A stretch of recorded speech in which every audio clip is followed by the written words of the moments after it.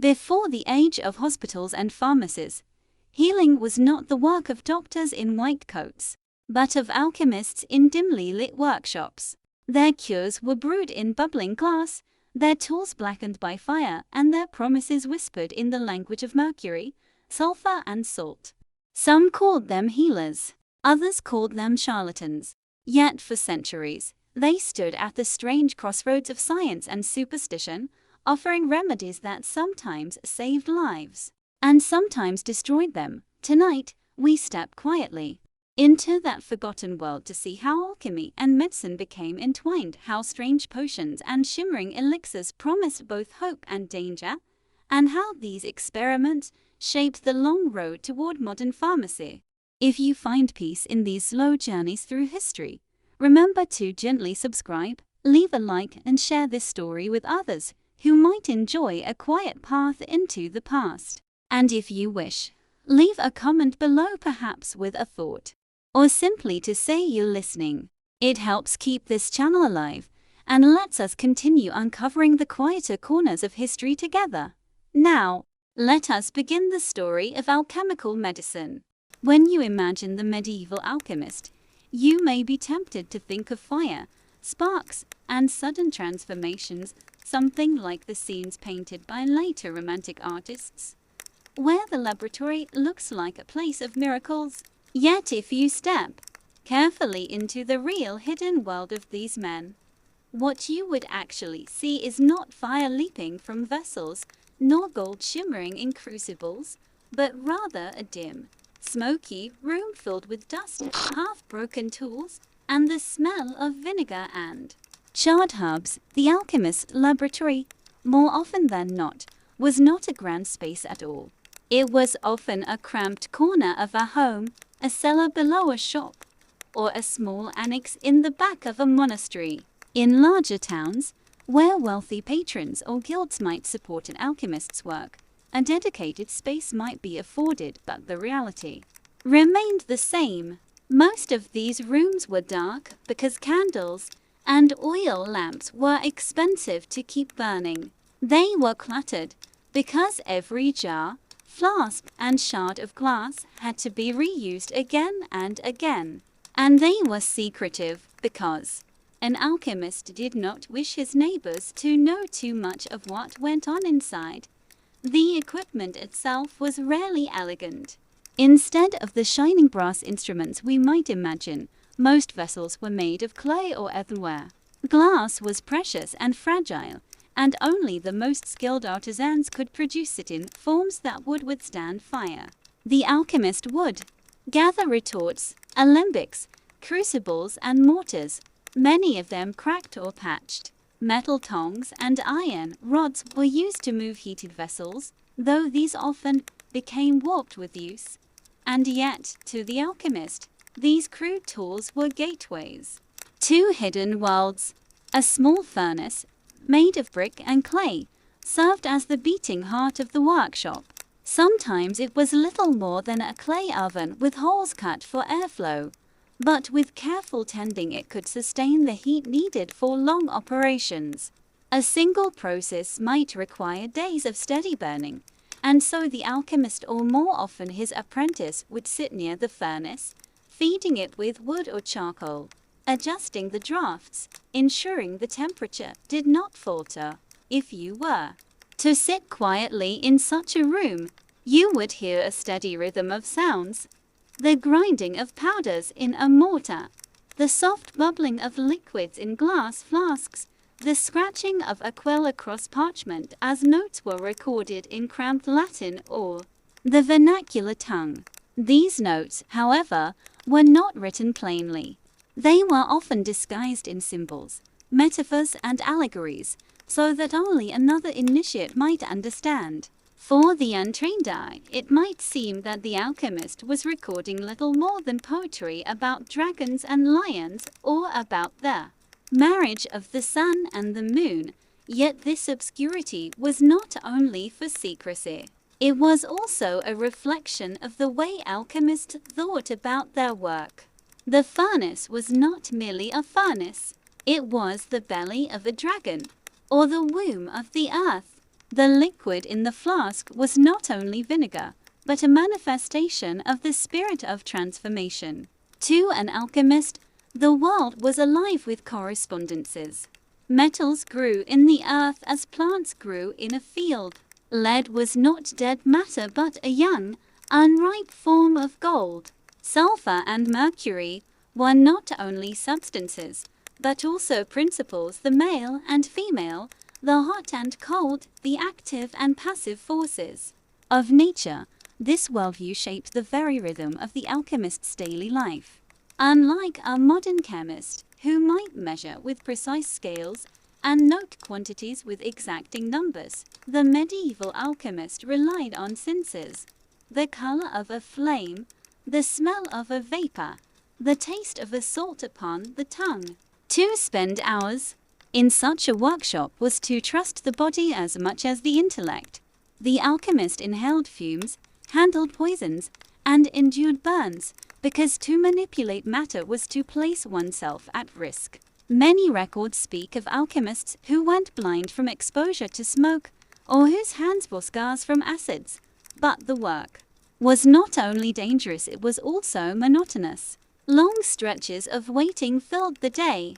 A substance might need to be left to ferment, or to dissolve slowly over weeks. An operation called distillation might require an endless repetition, heating a liquid, condensing its vapor, and reheating again, sometimes dozens of times, to achieve the purity sought. While waiting, the alchemist might turn to prayer, to study of texts, or to grinding more ingredients. He might also work at ordinary trades, brewing, dyeing, or preparing medicines, because alchemy rarely paid enough to sustain itself. Indeed, survival was the constant background of this hidden world. A wealthy patron could keep an alchemist supplied with metals, glass, and books. But most alchemists were poor, scraping together whatever resources they could. They bought scraps of lead from smiths, gathered herbs from fields, and reused every fragment of glass. If the furnace cracked, it had to be patched with clay. If a book was too costly, they might copy it by hand in abbreviated form. Apprenticeship was often unpaid, and young men endured years of menial labor in hopes of learning the secrets of their master, and secrecy was always essential. Too much noise or smoke from a workshop could draw suspicion. Neighbors might complain of foul smells or fear that witchcraft was being practiced. In some times and places, alchemy was tolerated as a natural philosophy. In others, it was condemned as fraud or heresy. The line between an alchemist and a charlatan was not always clear to outsiders. Many alchemists lived quietly, avoiding attention, passing their knowledge only to trusted students. The manuscripts they left behind reflect this guarded spirit. Recipes are written in riddles. Take the green lion and devour the sun. Marry the red king with the white queen. To the uninitiated, such words made no sense. To the insider, they were instructions: green vitriol, a sulfurous salt, gold, sulfur, mercury, silver. It is easy to forget, when reading these texts, how practical they could be.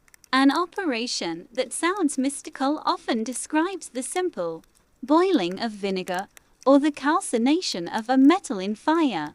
Yet to dismiss these writings as mere nonsense is also a mistake. For the alchemist, the border between matter and spirit was thin. The transformation of metals was inseparable from the transformation of the soul. The furnace was not only a tool but a mirror of the self. To refine lead into gold was also to refine the human being into wisdom. This was why the laboratory was not a place of haste but of patience. The endless repetitions, the waiting, the disappointments, these were disciplines for the mind as much as the body. And so, if you imagine yourself there, in the dim light of a medieval workshop, you would not see flashes of sudden brilliance. Instead, you would see a man bent over a mortar, grinding herbs into powder. You would hear the soft hiss of a flame, the drip of condensed vapor into a vessel, the turning of parchment as notes were added in the margins of an old text.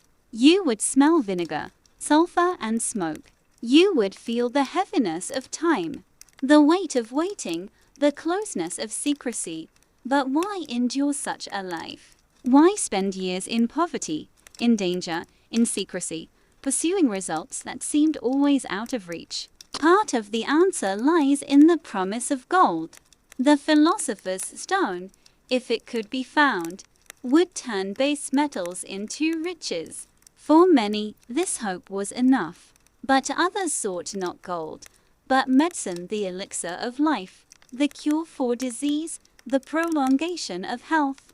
Still others sought knowledge itself, believing that the secrets of the elements were also the secrets of God's creation. In this way, the hidden laboratory was more than a workplace. It was a sanctuary, a place where the alchemist touched mysteries both material and divine. The poverty and danger were endured because the reward, however distant, seemed infinite. And yet, as you sit in that imagined room, watching the slow dance of smoke and flame, you must wonder, did the alchemists themselves believe in the great promises they pursued? Or did they, in the quiet of their workshops, begin to suspect that the gold they sought would never come? Section 2. Books, Codes, and the burden of knowledge. To truly understand the hidden world of the medieval alchemist, you must step beyond the smoke of the furnace and into the world of manuscripts and symbols. If the laboratory was the body of alchemy, then the books were its memory. They contained the collected whispers of generations, copied, reinterpreted, and disguised across centuries.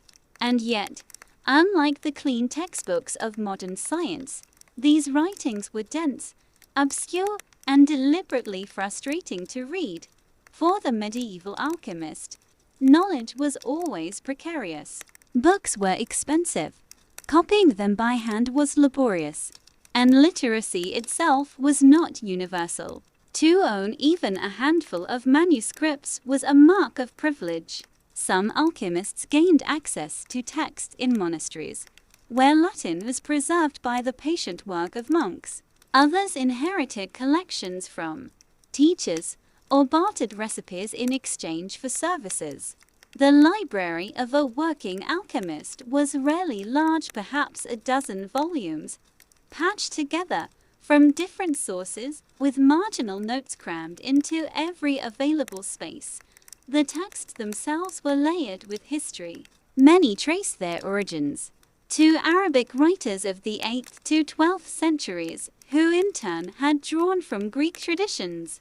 Names like Jabir ibn Hayyan, Al-Razi, and Avicenna appeared in Latin translation, alongside echoes of Aristotle and Galen.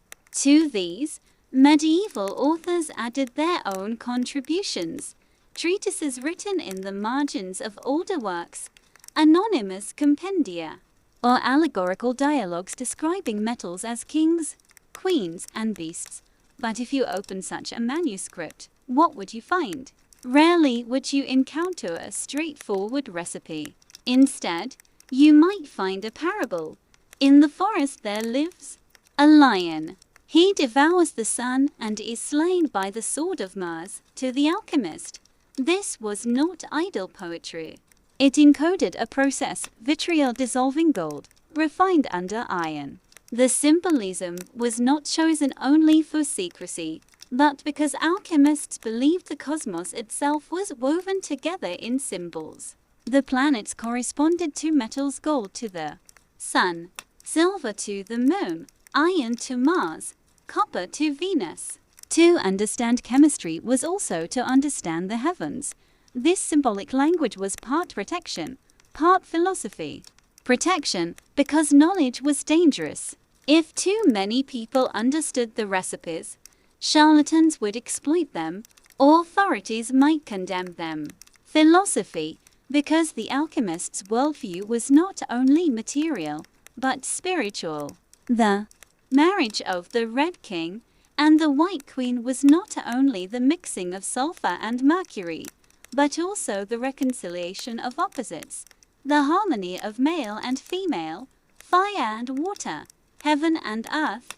For the apprentice entering this tradition, learning was slow and often painful. A teacher might reveal small fragments, keeping the central secrets veiled.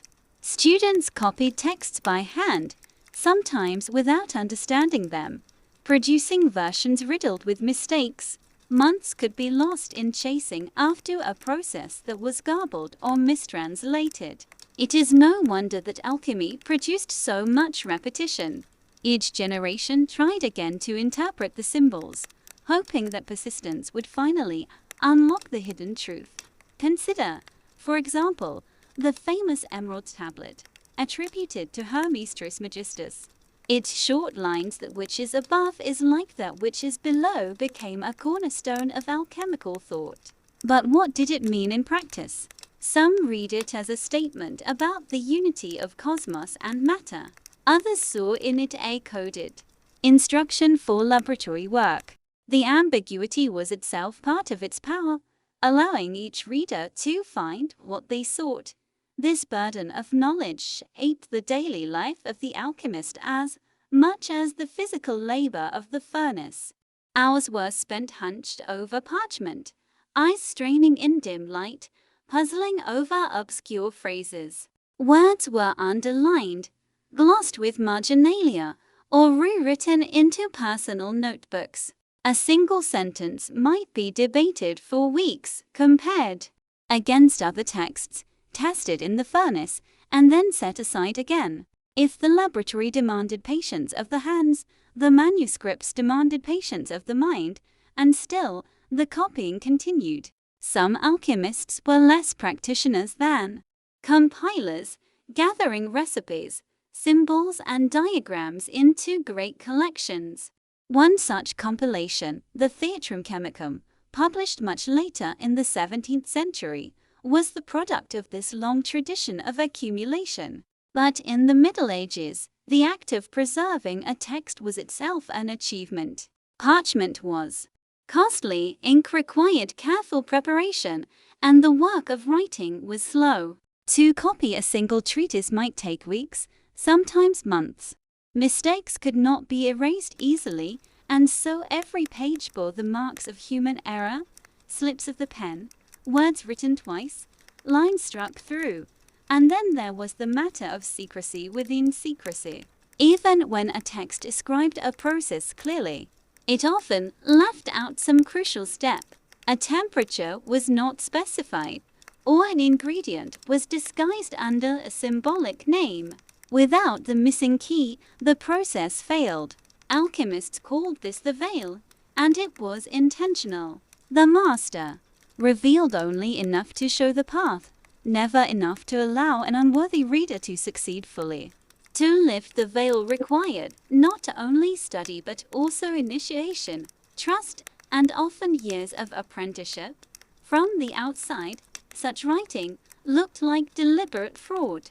Indeed, many critics accused alchemists of obscurity for its own sake, using riddles to conceal that they had no real results. And it is true that some did. But for many alchemists, the veil was also a spiritual necessity. Knowledge, they believed, was sacred and should not be placed in the hands of the careless or the greedy. By hiding their meaning in symbols, they ensured that only those with patience, discipline, and humility could reach the truth. This is perhaps why alchemy survived for so long without resolution. Each generation believed that the key was still hidden in the books, that with just the right interpretation, the philosopher's stone could be revealed. The texts were like labyrinths, leading deeper and deeper, always promising treasure around the next corner. Imagine again the apprentice, sitting at a wooden table, a candle flickering at his side. He traces the letters carefully, his hand cramped. From hours of writing, he pauses over a phrase. The dragon devours its tail and wonders what it could mean. Is it mercury, endlessly cycling through distillation? Is it the soul consuming itself? He makes a note, resolves to test it in the furnace tomorrow, and continues copying. Outside, the world moves on. Merchants haggle, peasants work the fields, soldiers march. But here, in this small room, time stretches endlessly. Bound by ink and parchment, the burden of knowledge was not only intellectual, but also social. Alchemists had to decide whom to trust. Sharing too much could bring ridicule or persecution. Sharing too little meant their work might die with them. Some chose to keep their notes entirely private, leaving behind only fragments. Others passed their texts to apprentices in secret ceremonies, sometimes swearing oaths upon sacred relics. In rare cases, manuscripts were bequeathed to monasteries or noble patrons, where they might survive for centuries, locked in library chests. And so the alchemists lived between fire and ink. By day, tending furnaces. By night, puzzling over texts. Each process was a mirror of the other. Both were slow, repetitive, and uncertain. Both demanded patience beyond measure. Both were filled with moments of hope and long stretches of disappointment. And in both, the reward seemed always just beyond reach. But this raises a question, one that perhaps haunted the alchemists themselves. If the knowledge was always veiled, always incomplete, did any alchemist ever truly know the full secret? Or was the very act of seeking the endless reading, the endless copying, the endless testing the real purpose all along? Section 3. Alchemists and the world beyond the workshop. It is easy to imagine the medieval alchemist as an isolated figure, sealed away in his smoky workshop, tending furnaces and puzzling over books. But no one, not even the most secretive of alchemists, lived entirely alone. Their hidden laboratory was always surrounded by a larger world, and that world pressed in with demands, suspicions, and opportunities. To understand the alchemist, you must look also at how he related to patrons, neighbors, and rulers. First, there was the question of money. Alchemy was costly. Even the poorest alchemist needed fuel for his furnace, glassware for distillation, and metals to experiment upon. For the wealthy, these expenses might be tolerable. For most, they were crushing. Few alchemists could afford to sustain themselves purely by alchemy. Many combined their practice with other trades: brewing, dyeing cloth, preparing medicines, or even serving as astrologers. These occupations brought income and, at times, offered cover for their more ambitious pursuits. After all, the same furnace used to dye fabrics could also be used to attempt transmutation, but the real prize was patronage. A nobleman or king who believed in an alchemist's promise might provide a workshop, materials, and a measure of protection. History is filled with such arrangements. Monarchs, desperate for gold to fund their armies, often gave audience to alchemists who claimed to be on the verge of discovery. The hope of riches was irresistible. Sometimes, alchemists were welcomed into courts, given fine rooms to work in, and allowed to live in relative comfort. Yet patronage was a double-edged sword. With wealth came pressure. The patron expected results preferably quickly. Weeks or months of failure could turn favor into suspicion. An alchemist who failed too often risked dismissal, imprisonment, or worse. Tales abound of alchemists who fled courts under cover of night, leaving behind half-finished experiments, fearful of their patron's wrath. Some were accused of fraud and punished publicly, their failures serving as warnings to others. The danger was not only from disappointed nobles but also from neighbors and authorities.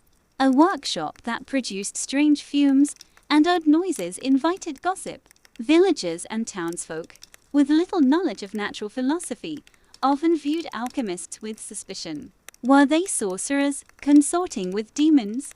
Were they counterfeiters, forging false coins. The Church, too, watched with wary eyes. While some theologians tolerated alchemy as a branch of natural philosophy, others condemned it as vanity or deceit.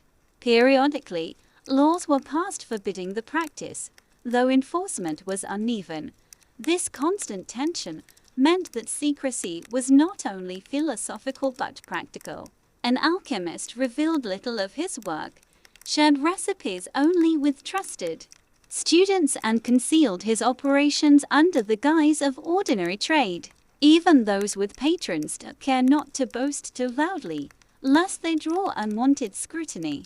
The laboratory was hidden not only because of the mysteries within, but because the world outside was quick to judge. And yet, despite all this, alchemists were not wholly isolated from society. In fact, they often stood at curious crossroads of knowledge. Their experiments with minerals informed metallurgy, aiding miners and smiths. Their work with herbs contributed to medicine, producing tinctures and distillates that eased pain or preserved health. Even their failures enriched the pool of practical knowledge. For example, distillation, perfected in alchemical laboratories, became essential in the making of spirits, perfumes, and medicines. Techniques of refining salts and acids, though wrapped in mystical language, laid the groundwork for later chemistry. There was also the matter of reputation. Some alchemists became figures of local fascination, half respected, half feared.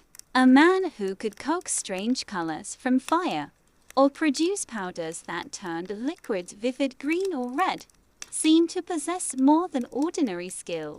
Apprentices sought him out, hoping to learn secrets. Merchants consulted him, wondering if he could improve dyes or metals. Even if he never made gold, the alchemist's air of mystery gave him a certain power. And so, the hidden world of alchemy was not cut off from the broader medieval life. It was woven into it, if always at the margins. The alchemist stood between poverty and patronage, between secrecy and service, between hope and disappointment. Every day, he returned to his workshop, not because he was certain of success, but because the possibility, however faint, still glimmered in the crucible. It is tempting, looking back, to measure these men only by their failures. They never found the philosopher's stone. They never turned lead into gold. They never distilled the elixir of life. But to judge them only by these missed goals is to overlook their real contribution.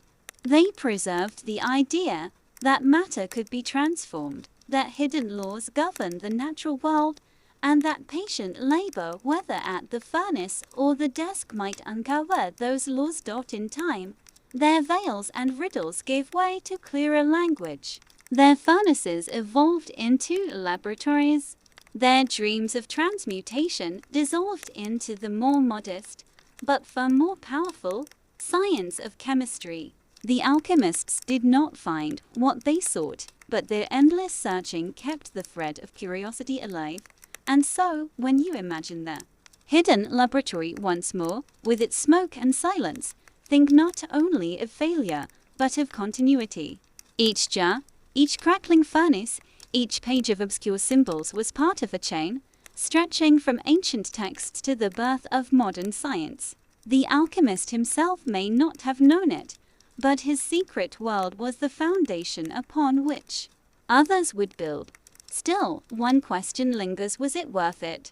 Were the years of secrecy, the dangers, the poverty, and the endless disappointments justified by the knowledge that later emerged? Or was the alchemist's greatest legacy not what he gave to the future, but the lesson of patience, of persistence, and of the strange human need to seek meaning even in the most elusive of promises? Story 2. The Pursuit of the Philosopher's Stone is Section 1. The dream of transmutation. For centuries, the greatest promise of alchemy lay in a single, elusive goal: the philosopher's stone. This was no ordinary substance. no common mineral or crystal. To the alchemist, it was the key to all transformation. With it, lead would become gold, sickness would become health, and mortality itself might be overcome. In a world of scarcity and uncertainty, such a hope was irresistible. But where did this dream begin? The origins of the philosopher's stone are shrouded in history, stretching back to the mingling of Greek, Egyptian, and Arabic traditions. The Greeks had spoken of chrysopoeia, the making of gold, as early as the writings attributed to Zosimos of Panopolis in the 3rd or 4th century. In Egypt, the careful blending of metals, dyes, and stones suggested that nature itself could be coaxed into new forms. Later, in the flourishing centers of Islamic scholarship, the idea of a universal substance that could purify matter took deeper root. When these writings were translated into Latin in the 12th century, European alchemists inherited not only recipes and processes, but also this grand vision that hidden within the fabric of matter was a single principle, a stone that could unlock all transformations. To the medieval imagination, the philosopher's stone was not simply a lump of gold. It was often described as a powder, sometimes red, sometimes white, sometimes crystalline like glass. Others called it a tincture, a liquid essence that could be dropped into molten metal and transmute it instantly. Some described it as a stone, only metaphorically a fixed, perfected substance, unchanging amidst the flux of nature. In every case, it was seen as the pinnacle of art, the union of wisdom, patience, and divine favor, and so, countless hours in countless workshops were spent in pursuit of it. If you had stepped into an alchemist's chamber, you might have seen him bent over a crucible, adding salt to molten lead, or distilling vinegar again and again, hoping to draw from it some hidden essence. You might have found him dissolving gold in aqua regia, or grinding mercury into a paste with sulfur. Every process was guided by the thought that perhaps this, at last, was the step that would unlock the stone. The pursuit was always slow. Nothing in alchemy was quick. A manuscript might describe a process of 40 days heating, or a fermentation lasting an entire season. Some spoke of operations that required a year or more, with constant tending of the furnace. Imagine the monotony, each day, rising early to stir the embers, checking vessels, grinding more powder, copying more notes. Weeks passed with little change, save for the darkening of a liquid or the cracking of a crucible. Still, the alchemist persisted, because every small shift was a sign that nature was working, hidden and slow. The logic behind these efforts was not random. Alchemists believed that metals grew in the earth, slowly ripening under the influence of cosmic forces. Lead was a young metal, imperfect, heavy, and dark. Silver was closer to perfection, shining and bright, but still not the final form. Gold was the perfected metal, untarnished, radiant, incorruptible. If nature, left alone, could ripen lead into gold over centuries, then surely the alchemist could accelerate the process with skill and knowledge. The philosopher's stone was not an invention so much as a shortcut, the concentrated essence of perfection itself. The processes they devised were elaborate and exhausting. Distillation, calcination, sublimation, coagulation, each step had both a practical and a symbolic meaning. To calcine was to burn a substance until only its ash remained, stripping it of impurities. To distill was to separate the pure spirit from the gross body. To coagulate was to fix a volatile essence into stable form.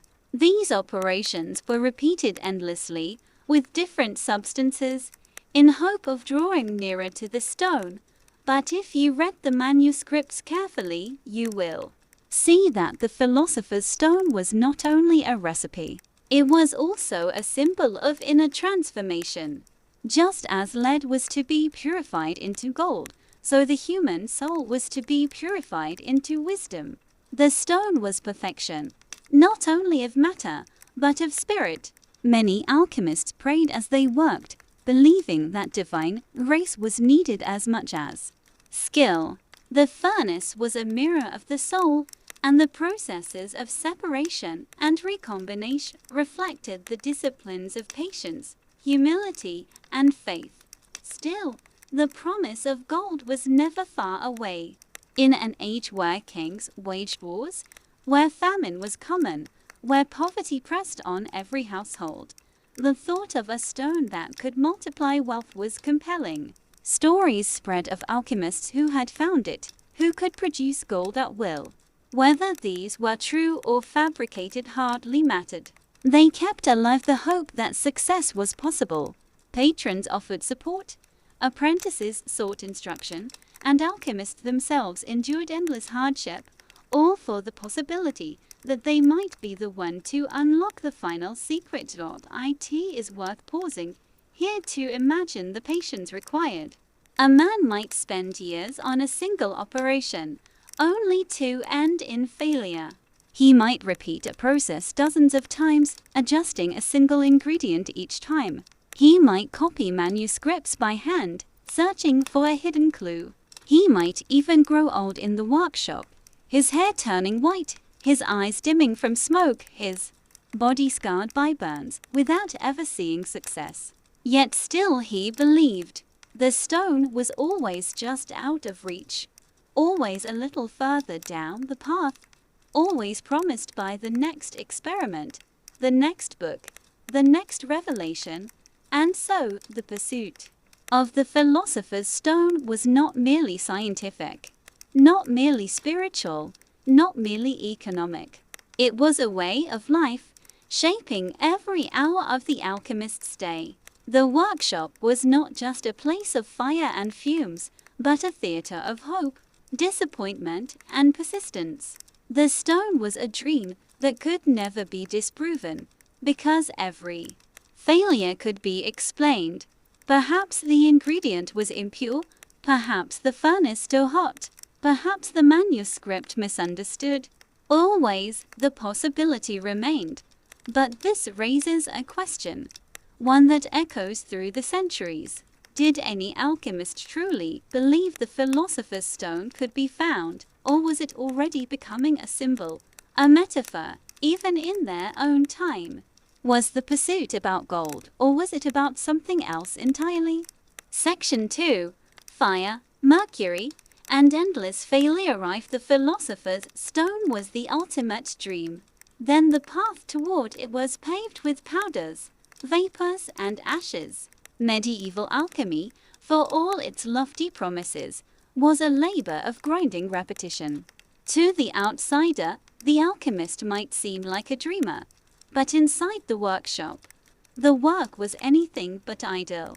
It was the meticulous, exhausting manipulation of substances, one experiment after another, often with no reward but the bitter smell of failure. At the center of this pursuit stood two substances above all others, mercury and sulfur.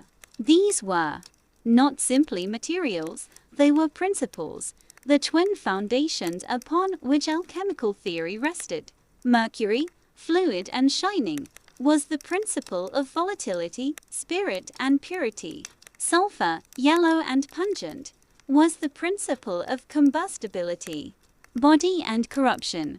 Together, they were thought to form the basis of all metals. Gold was the perfect union of the two. Lead was their imperfect, unbalanced form. To find the philosopher's stone was to find the perfected combination, the ultimate reconciliation of mercury and sulfur, and so alchemists turned endlessly to these substances. They ground sulfur into powders, mixed it with mercury, heated it, cooled it, distilled it, calcined it, and dissolved it again. They repeated the processes dozens of times, hoping for signs of transformation. When a new color appeared, when a powder shimmered strangely, when a liquid thickened in unexpected ways, hope surged. Perhaps this was the beginning of transmutation. Yet more often than not, the vessel cracked, the powder turned to ash, or the liquid evaporated into nothing. But the failures did not end the work. They fueled it. Each disappointment was a clue. Perhaps the heat had been too high. Perhaps the vessel was unclean. Perhaps the instructions had been misinterpreted. The alchemist would record the result carefully, note the adjustments to be made, and begin again. Salt too entered the picture. It was not merely seasoning, but a principle of fixity, the mediator between mercury and sulfur. Alchemists experimented with common salt, with vitriol sulfates, with sal ammoniac, and with nitre.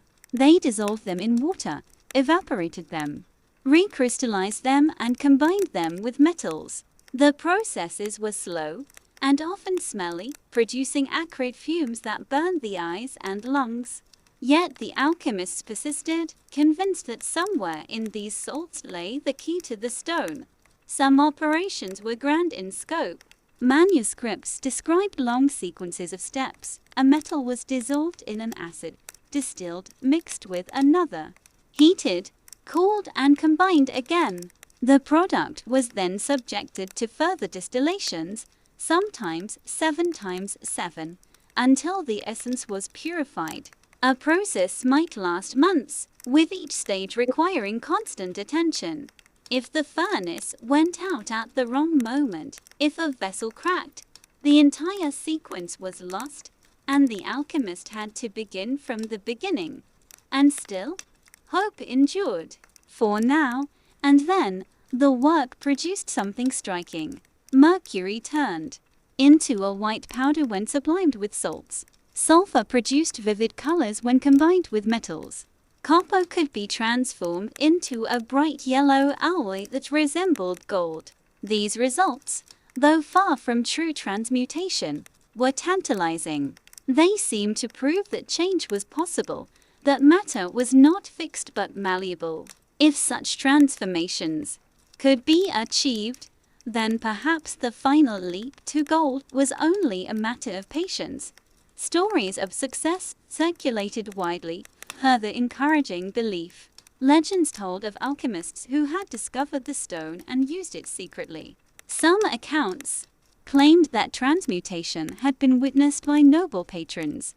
In the 14th century, Nicolas Flamel, a Parisian scribe, was said to have unlocked the secret after years of study, guided by a mysterious book. His supposed wealth, his charitable donations, and his enduring legend all fed the hope that the stone was real. Whether these stories were true or not mattered little. They kept the dream alive, but the dream also invited fraud. For every earnest alchemist toiling in secrecy, there were others who promised results they could not deliver.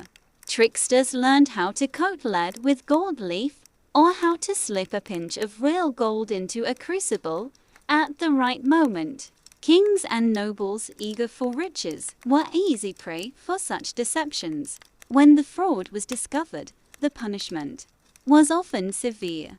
Yet the failures of charlatans did not destroy belief. Instead, they fueled the conviction that real alchemists hidden somewhere, perhaps in distant lands, still possessed the true stone. In this way, the pursuit of the philosopher's stone became a paradox. It was endlessly disappointing, yet it never lost its hold. Each experiment failed, but each failure could be explained away. Each fraud was exposed, but belief in true success only grew stronger. The stone was always just beyond reach, never disproven, never confirmed. For the alchemist himself, the pursuit was all-consuming. Days and nights blurred together in the workshop. The smell of sulfur clung to his clothes, his hands were stained with mercury, his eyes red from smoke. He recorded his experiments in notebooks, filling page after page with obscure symbols, half-legible diagrams, and fragments of hope. Apprentices labored beside him, grinding powders and tending fires, sharing in the monotony and the danger. Some grew disillusioned and left. Others stayed, bound by loyalty or by the faint glimmer of possibility. Outside the workshop, the world waited. Patrons asked for results. Neighbors whispered of strange smells. Authorities debated whether alchemy was fraud or philosophy. And, through it all, the alchemist returned to his furnace, convinced that the stone might be one experiment away. And yet, as the centuries passed, the same question lingered. If the philosopher's stone was real, why did it never appear? Why, despite endless repetition, did success never come? Was it because the stone required not only skill, but also divine grace? Or was it because the stone was never a material object at all, but a symbol of something deeper? Section 3. Legends, Decline, and the Unfinished Dream. The search for the philosopher's stone was more than a personal labor. It became a cultural story that spread across kingdoms, monasteries, and courts. Even as most alchemists toiled in obscurity, certain names rose above the rest, surrounded by rumor and legend. These stories, whether true or false, gave the stone a presence in European imagination far greater than any actual experiment could. Among the most famous was Nicolas Flamel, the 14th century Parisian scribe. In later centuries, he was remembered not as a clerk but as a master alchemist. The tale claimed he had discovered a mysterious book of symbols, interpreted its secret wisdom with the help of his wife, Perenelle, and finally achieved the stone. His supposed wealth, his gifts to churches and hospitals, and the longevity of his reputation all suggested he had succeeded. Whether Flamel himself ever practiced alchemy remains uncertain, but the story of his triumph became a beacon to later generations. If he could find the stone, perhaps others could as well. Other names circulated too. Arnold of Villanova, Roger Bacon, and even Albertus Magnus were credited in legend with possessing the stone, though history offers no proof. Each figure became part of a growing gallery of alchemical saints, men who, it was whispered, had pierced the final veil of matter. Their reputations often far outlived their lifetimes, giving hope to the restless hands still laboring in dim workshops. Yet belief in these successes also invited suspicion. Kings and popes alternated between fascination and fear. Some rulers encouraged alchemists, hoping for endless wealth. Others banned the practice, worried about fraud and instability. In England, King Henry IV issued laws forbidding the making of gold and silver by alchemy, fearing it would disrupt the currency. Later, King Henry V granted licenses to certain alchemists, trying to harness their supposed skill for the crown.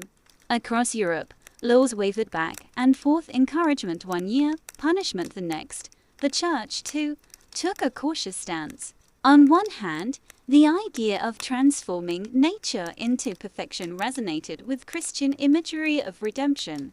On the other, the secrecy and ambition of alchemists raised suspicions of heresy or sorcery. Some alchemists defended themselves by cloaking their writings in religious language, insisting that true success was possible only through God's grace. Others were less careful and faced charges of fraud, blasphemy, or worse. Meanwhile, the actual laboratories continued their slow grind. For every story of success, hundreds of failures piled up. And yet, belief endured. The philosopher's stone was never disproven. It remained always just out of reach, hidden behind layers of secrecy, legend, and hope. By the 16th and 17th centuries, however, a subtle shift was underway. The work of alchemists like Paracelsus and later Robert Boyle began to emphasize not the stone itself, but the study of substances for their own sake. Experiments once aimed at transmutation slowly gave rise to practical chemistry. Distillation, once a step toward perfection, became a method for preparing medicines. Calcination, once a mystical process, became a routine in metallurgy. The long, fruitless search for the stone left behind techniques, glassware, and habits of careful observation that would serve the new science. Still, the stone did not disappear.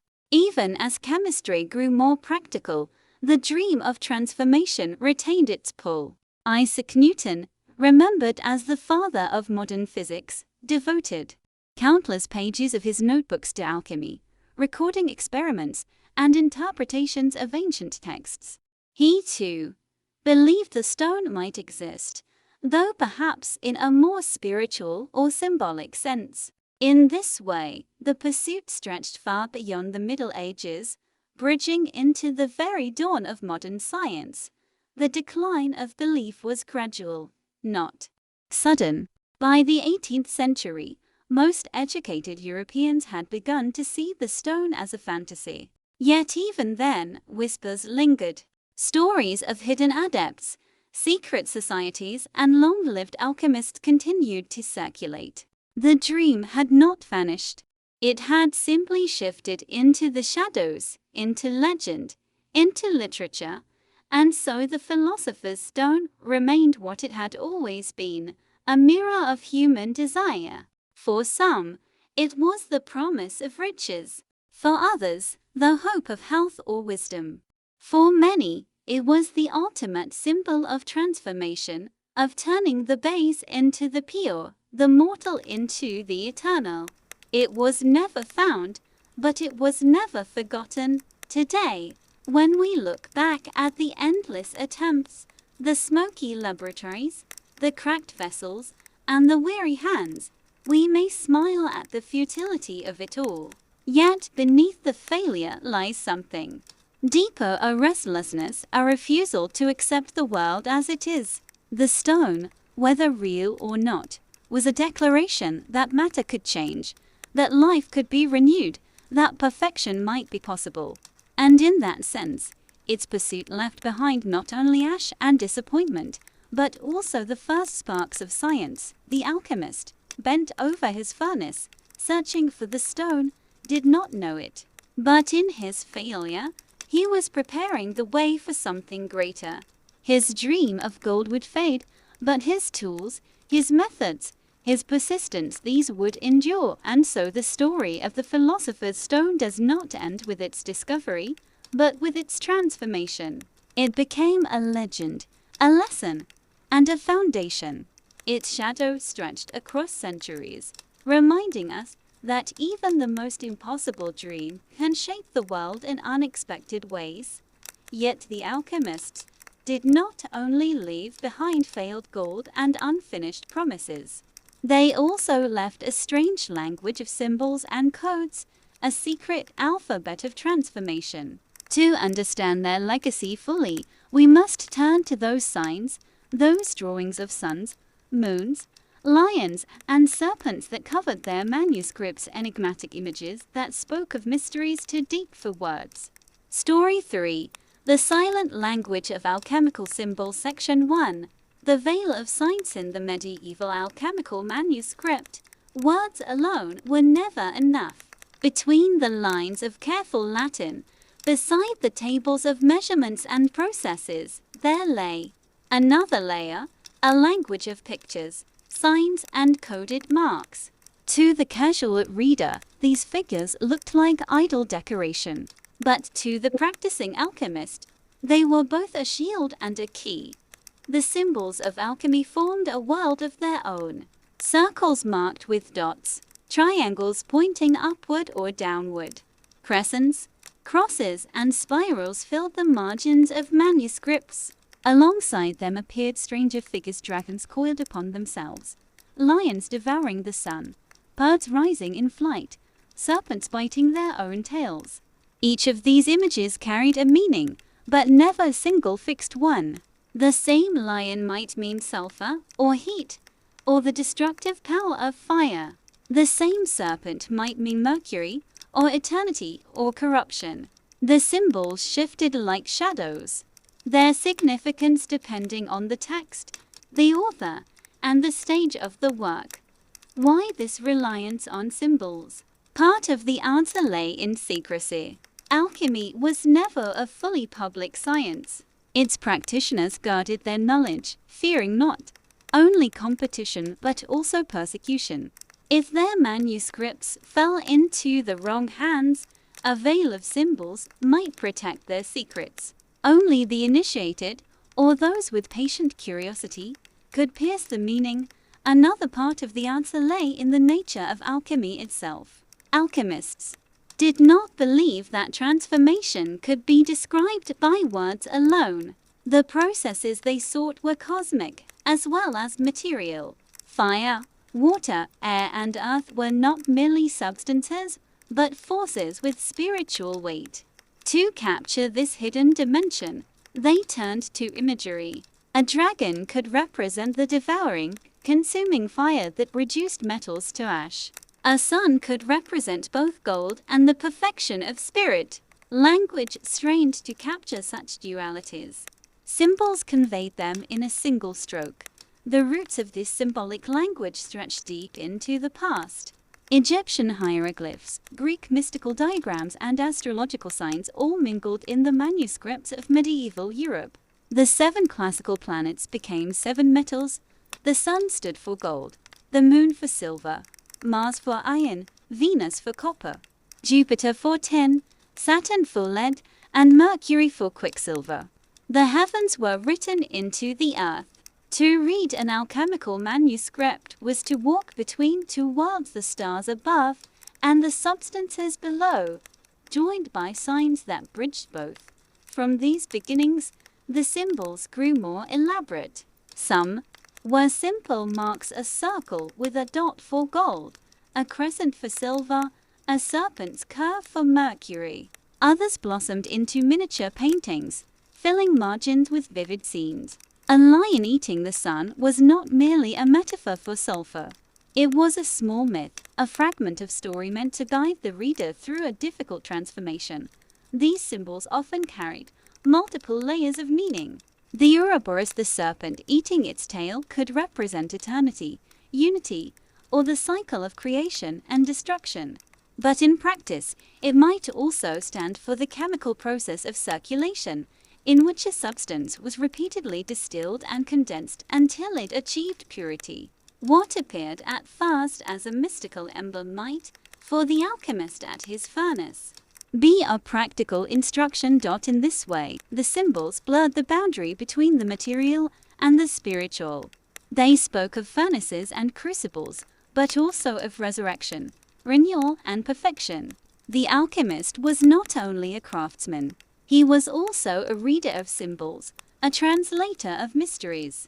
To him, every dragon had a chemical meaning and every sunbeam shone with philosophical light. But this symbolic world also served another purpose. It created a shared identity.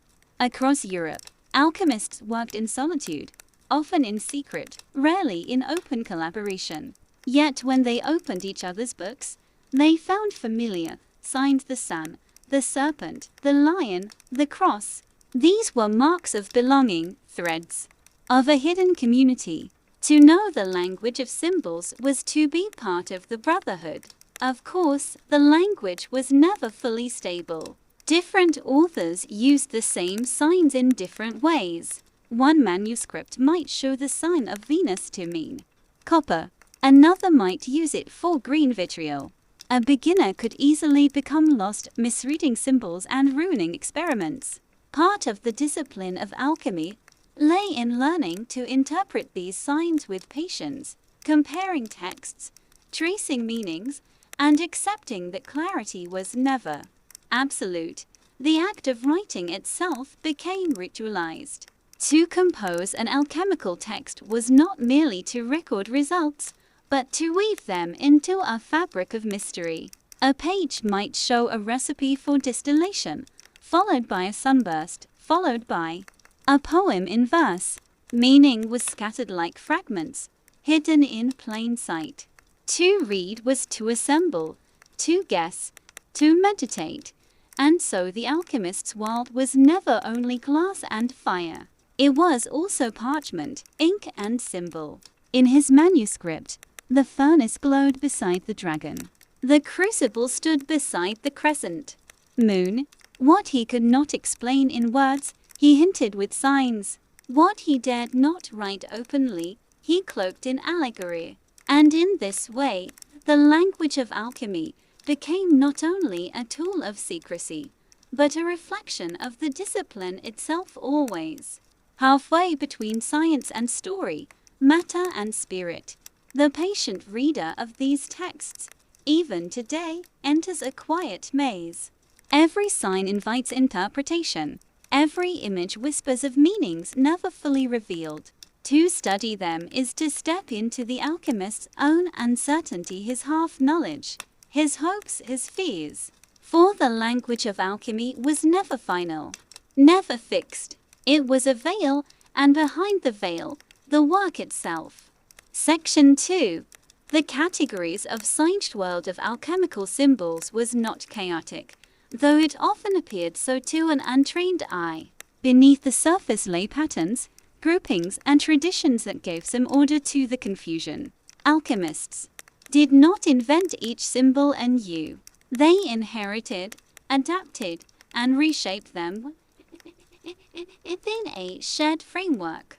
To walk through this symbolic landscape is to pass through several gardens, celestial, metallic, animal, and geometric, each growing its own strange forms. Celestial, since at the root of alchemical symbolism lay the heavens. From antiquity, the 7 wandering stars, the sun, the moon, and the 5 visible planets were believed to govern the fates of men and metals alike. The alchemists adopted the signs with little alteration. The sun, a circle with a dot at its center, simple yet radiant. It stood for the metal gold, the king of substances, perfect and incorruptible. But it also meant light, spirit, and the masculine principle. To see this symbol in a manuscript was to be reminded that the goal of the work was not only metal but illumination. The moon, a crescent, pale and reflective. It stood for silver, the queen of metals, second only to gold. It carried the qualities of receptivity, change, and the feminine. Together with the sun, the moon formed the great pair, the king and queen, whose union symbolized the marriage of opposites. Mercury, a circle surmounted by a crescent and crossed by a small line. Mercury was both a planet and a metal, both a symbol of instability and a promise of transformation. It embodied motion, fluidity, and the mysterious spirit that moved between fixed forms. Venus, a circle with a cross below, familiar today as the sign of woman. In alchemy, it stood for copper, the reddish metal associated with beauty, harmony, and attraction. Its presence suggested gentleness, but also the hidden powers of union. Mars, a circle with an arrow pointing outward, the sign of iron and of war. In manuscripts, it often meant heat, hardness, and activity. The red metal of Mars carried the energy of struggle and endurance. Jupiter, a stylized two-or-four, sometimes hard to decipher. It represented tin, a softer metal, but also expansion, wisdom, and balance. It was a moderating influence, often appearing in recipes where gentleness was required. Saturn, a cross with a curve descending below, the sign of lead. Saturn was the planet of heaviness, slowness, and decay. To the alchemist, lead was the lowest of metals, burdened with imperfection, yet it was also the beginning, the base from which transformation might rise.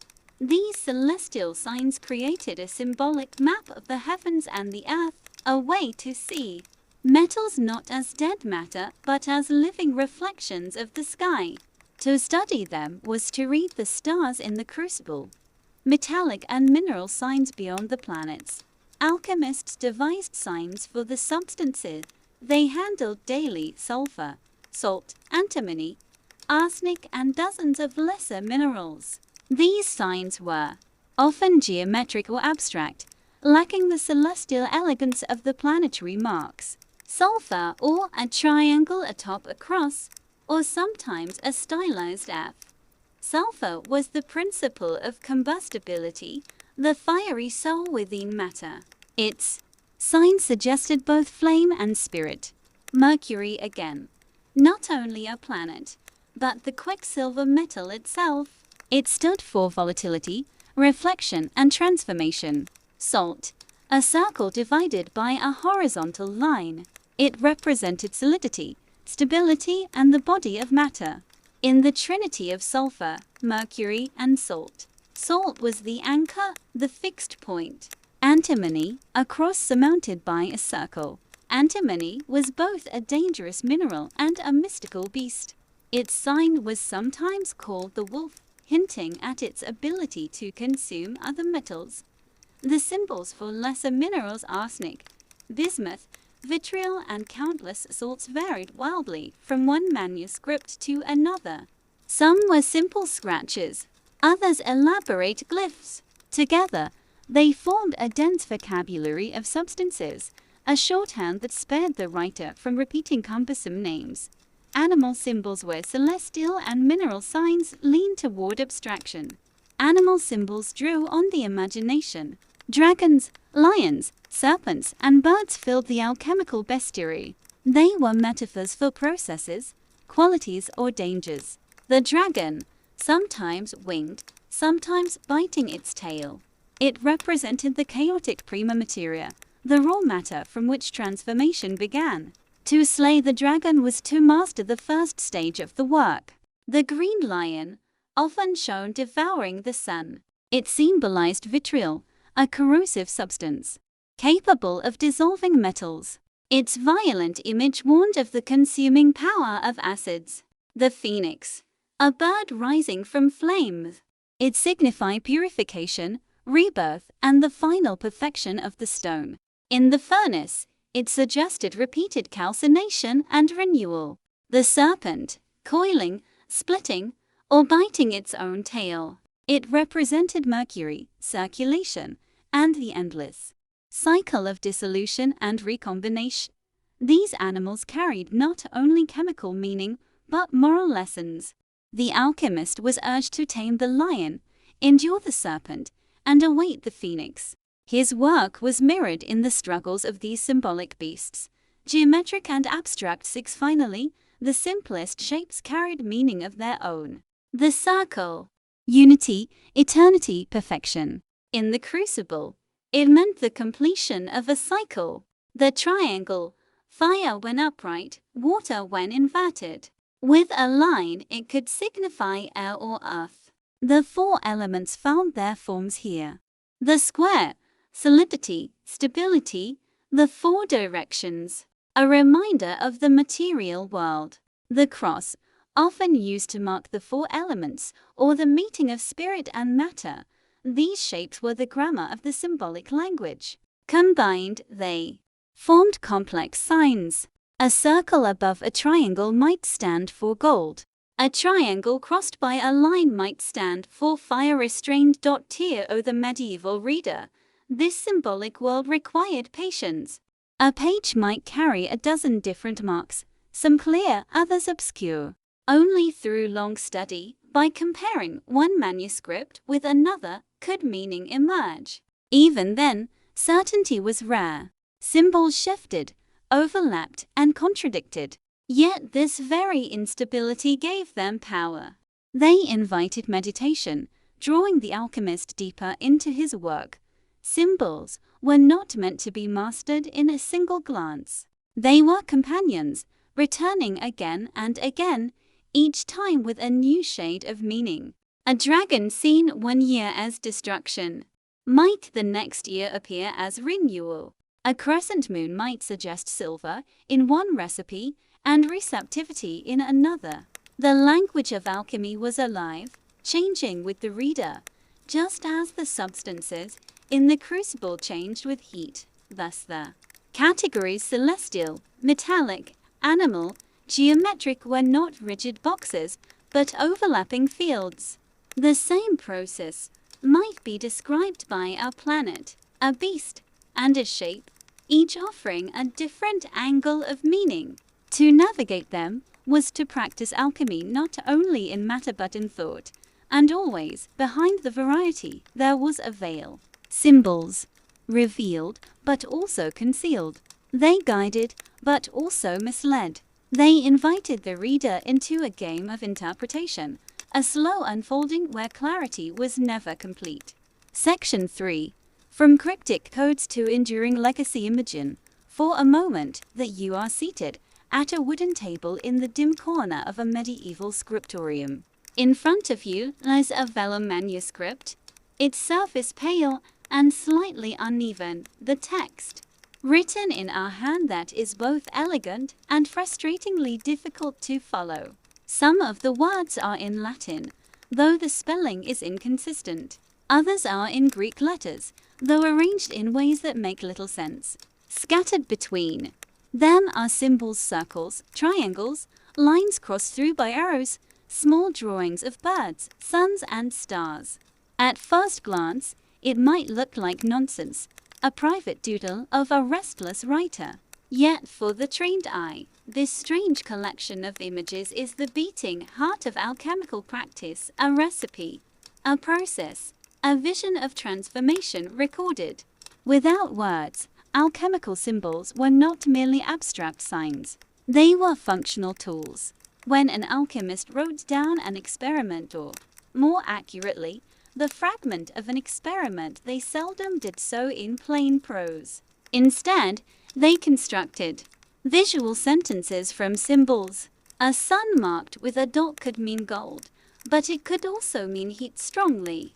A crescent moon could be silver, but it might also mean that at night, a serpent biting its own tail, the Ouroboros, could mean repeat the process endlessly. Thus, to read an alchemical manuscript required not only literacy but also initiation into a symbolic grammar. Without that background, the text remained a closed book. The recipe that was not a receptacle, for example, a surviving manuscript from the late 15th century, preserved today in a library in Basel. Its pages are filled with instructions like take, purify with thrice, under that, then marry with until the child is born. On the surface, this looks absurd. What does it mean to marry the sun with Mercury under the moon? Yet to the alchemist, this was a shorthand way of describing a complex chemical process. The sun could be gold or perhaps simply heat. Mercury was both the substance quicksilver and the general principle of fluidity. Venus was copper, but also the female principle, the receptive counterpart to the male principle of Mars. To marry two metals meant to combine them, often in a crucible, under carefully measured conditions. The child born of this marriage was the hoped-for new substance, perhaps an alloy, perhaps a purified form, perhaps even the philosopher's stone. What is striking here is the intentional ambiguity. These instructions were never straightforward. They balanced between science and metaphor, chemistry and mysticism. The practitioner was expected to read with both the eyes of the body and the eyes of the spirit. Secrecy and obfuscation he were. These texts so cryptic? One answer is simple. Secrecy was survival. To openly write down methods for transmuting metals or producing powerful medicines could invite suspicion from rulers, the church, or rivals. Encoding knowledge in symbols meant that only insiders, those trained in the art, could hope to make sense of it. But secrecy was not the only reason. For many alchemists, the very process of encoding was a spiritual exercise. To write in symbols was to acknowledge that the truths of nature could not be captured by ordinary words. Symbols served as a bridge between the visible and the invisible, the material and the spiritual. To explain alchemy too plainly was, in their view, to strip it of its sacred character. Thus, the ambiguity of symbols was a feature, not a flaw. It preserved mystery, discouraged the uninitiated, and constantly reminded the practitioner that knowledge was never fully possessed. It was always sought, always in flux, always veiled. Cross-cultural current. The symbolic system of alchemy was not uniform across time or place. In Arabic manuscripts of the 9th and 10th centuries, one finds diagrams that mix geometric shapes with short Arabic words like secret or ayuh spirit. In Latin Europe, by the 13th century, these were often replaced by astrological glyphs drawn from the Greco-Roman tradition. In China, where alchemy had an independent but parallel development, symbols looked entirely different. Hexagrams from the I Ching, Taoist diagrams of yin and yang, pictograms for cinnabar, jade, and the elixir of life. Yet across these cultures, a common thread persisted. Alchemists believed that the physical world was mirrored in symbols, and that by manipulating these signs, one could manipulate reality itself. The symbol was not just a mark on the page, it was a participant in the experiment. Consider the case of the Ouroboros, the serpent eating its own tail. It appears in ancient Egyptian art, resurfaces in Greek magical texts, and becomes a standard emblem of alchemy in medieval Europe. It symbolized the eternal cycle of creation and destruction, the unity of all things, the endless return. When drawn in the margin of a recipe, it did not merely remind the reader of a concept, it suggested that the entire process being described was itself part of a cosmic cycle. The page as laboratory. In this way, the alchemical manuscript was itself a kind of laboratory. The act of writing, sketching, and arranging symbols was not merely record-keeping, it was an extension of the experiment. The page became a space where the practitioner could test ideas, combine substances in symbolic form, and visualize their transformations they sought. Some manuscripts show repeated symbols drawn and redrawn, as if the writer was rehearsing the process. Others show elaborate full-page diagrams, circles within circles, stars nested inside squares, trees sprouting from flasks. These were not illustrations in the modern sense, they were themselves part of the alchemical work. To look at them was to enter into a meditative exercise, a way of contemplating transformation before attempting it in the furnace. In this sense, the silent language of symbols was not only a way to hide knowledge, it was also a way to practice it. Readers across the centuries, the endurance of these symbols is remarkable. When later chemists of the 17th century, like Robert Boyle, began to reformulate alchemy into modern experimental science, they often did so while still surrounded by these signs. Boyle's notebooks contain both chemical equations written in words and alchemical symbols scribbled in the margins. Isaac Newton, too, famously filled entire volumes with alchemical manuscripts, carefully copying symbols and interpreting them in his own way. For Newton, alchemical symbols were not relics but living signs, as meaningful as mathematical formulas. Even as modern chemistry emerged, the symbolic language of alchemy left its mark. The very notion of chemical symbols, abbreviations for elements, owe something to this tradition.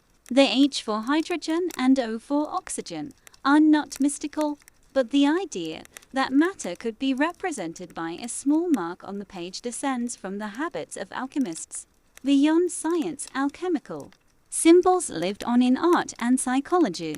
In the 20th century, Carl Jung famously interpreted alchemical symbols as expressions of the unconscious mind.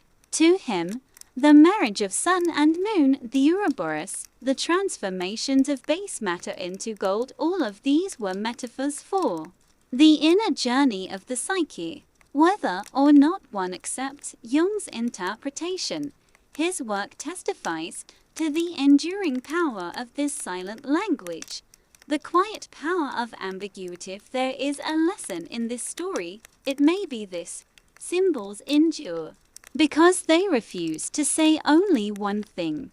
They leave space for interpretation, for imagination, for mystery. The alchemists may not have succeeded in turning lead into gold, but in crafting their symbolic codes, they created something just as lasting, a way of seeing the world that straddled the line between matter and meaning. And so, when you look at a simple circle with a dot in its center, or a crescent moon, or a serpent biting its own tail, you are looking not only at a sign on a page, you are looking at centuries of whispered secrets, of hidden manuscripts, of men and women hunched over tables by candlelight, sketching in silence, convinced that in these symbols lay the keys to the universe. The symbols have outlived the experiments. They remain with us, silent but persistent, still inviting us to ask, what truths can be captured in a sign, and what truths will always remain beyond the reach of words? Story 4. Alchemy and the Monk. Section 1. Cloisters of knowledge. In the early hours of the morning, as the faint light of dawn pierced the stained glass windows, the monks of a medieval monastery would rise for prayer. Silence filled the stone corridors. The only sounds were the shuffle of sandals on flagstones and the distant toll of the bell. After prayer, many returned to their daily tasks, some to the fields, some to the kitchens, and others to the scriptorium. The scriptorium was the beating heart of intellectual life within the cloister, a long, cold hall lined with wooden desks, where monks bent over manuscripts by candlelight, copying, preserving, and transmitting knowledge from one age to another. Among the manuscripts they copied were not only biblical texts or patristic commentaries, but also works of medicine, astronomy, and sometimes alchemy. The cloistered gatekeepers of knowledge for centuries, monasteries served as the repositories of Europe's fragile intellectual inheritance. After the fall of the Western Roman Empire, much of the classical knowledge of Greece and Rome risked vanishing forever. Pagan temples fell silent. Urban libraries decayed. Yet in monasteries, tucked away in rural valleys or perched atop windswept hills, scribes continued their work of preservation. Texts from Galen and Hippocrates on medicine, from Aristotle on natural philosophy, and from Dioscorides on plants were carefully recopied. Alongside them, fragments of Hermetic and alchemical texts crept in, often imported through Byzantine or Arabic intermediaries. These writings rarely bore the name alchemy outright. Instead, they appeared as treatises on metals, dyes, glassmaking, or medical recipes. The monks did not always recognize them as part of an esoteric tradition. Yet, by preserving and transmitting them, they ensured that the language of alchemy survived into the later Middle Ages, the language of respectability. Reason alchemical ideas could find refuge in monasteries was their ability to cloak themselves in respectability. An alchemical text rarely began with promises of turning lead into gold. Instead, it often framed itself as a treatise on healing or on the hidden virtues of God's creation. For monks devoted to the idea that all nature was the handiwork of the Creator, such framing was persuasive. If a text declared that metals were born in the womb of the earth just as humans were born in the womb of mothers, it was not heresy, it was a poetic reflection on divine craftsmanship. If it suggested that plants contained hidden virtues waiting to be unlocked, it harmonized with the monastic tradition of herbal medicine. Thus, alchemy often survived in monastic settings not as a pursuit of greed but as an extension of piety. The idea of transmutation could be read as an allegory of spiritual purification. The quest for the philosopher's stone could be imagined as the quest for Christ, the true stone rejected by the builders. Monks, as practical experimenters at monasteries, were not only centers of copying, they were also centers of practice. Many were largely self-sufficient communities, producing their own food, brewing their own beer, making their own medicines. The monk apothecary was a common figure. a brother who specialized in herbs, ointments, and tinctures. It was natural, then, that recipes involving distillation, sublimation, or the extraction of essences would make their way into monastic practice. Distillation, for instance, was used to produce aromatic waters, medicinal spirits, and concentrated remedies. The equipment required glass alembics, copper vessels. Ceramic furnaces resembled the tools of alchemists. To an outsider, the line between preparing a healing tonic and pursuing the elixir of life might appear thin indeed. Some monasteries even developed reputations for their expertise in such arts. The Benedictines of Monte Cassino in Italy, for example, preserved vast quantities of medical and natural philosophical knowledge, translating texts from Arabic into Latin. In these translations, alchemical concepts often slipped through. A recipe for a medicine might include instructions that mirrored laboratory alchemy: purify the substance until it becomes white, or distill until the volatile spirit is captured. The tension with orthodoxy, of course, not all was harmonious.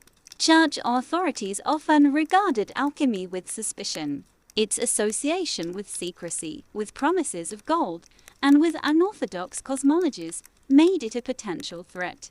Papal decrees in the 13th and 14th centuries explicitly forbade monks from engaging in certain forms of alchemy, particularly those involving fraud or claims of creating wealth. Yet, as with so many prohibitions in history, enforcement was uneven. In practice, the line between acceptable and unacceptable study was blurry. A monk distilling herbs for medicine was praised. A monk distilling mercury in search of transmutation was condemned. But from the outside, both acts looked remarkably similar. The cloister walls often shielded experimenters from scrutiny, and what mattered was how one framed the work. Was it for the health of the brothers and the poor, or was it for selfish ambition? Manuscripts in the margin zone of the most fascinating legacies of monastic alchemy is the way it appears in the margins of manuscripts. A monk might copy a biblical commentary, and in the spare space at the bottom of the page, jot down a recipe for a tincture. In the margins of a psalter, one finds a small drawing of an alembic or a symbol for mercury. These traces suggest that alchemy was never the central occupation of monks, but it was a quiet undercurrent flowing alongside their devotional work. For instance, in a 12th to 8th century manuscript from a Cistercian monastery in France, a detailed drawing of a distillation apparatus appears next to a hymn. Was this an idle doodle, or a serious record of experimental practice? We may never know, but its presence speaks volumes about the porous boundaries between sacred and practical knowledge. As spiritualized scienceathy monks who engaged with alchemy often did so with a spiritualized vocabulary. Purifying a substance was likened to purifying the soul. The dark stage of matter, when it was blackened and broken down, was compared to the soul's descent into humility and penitence. The whitening of the substance mirrored the soul cleansed of sin. The final reddening, when matter reached perfection, was likened to union with God. Thus, alchemy within monasteries was not simply proto-chemistry. It was a spiritual discipline. The laboratory became an extension of the chapel, and the alembic became a metaphor for the human heart. Guardian of transmission be the close of the 12th century, as Europe entered the age of universities, the center of intellectual life began to shift. Scholars in Paris, Bologna, and Oxford began to debate Aristotle and experiment with natural philosophy. Yet the role of monasteries as guardians of knowledge remained foundational.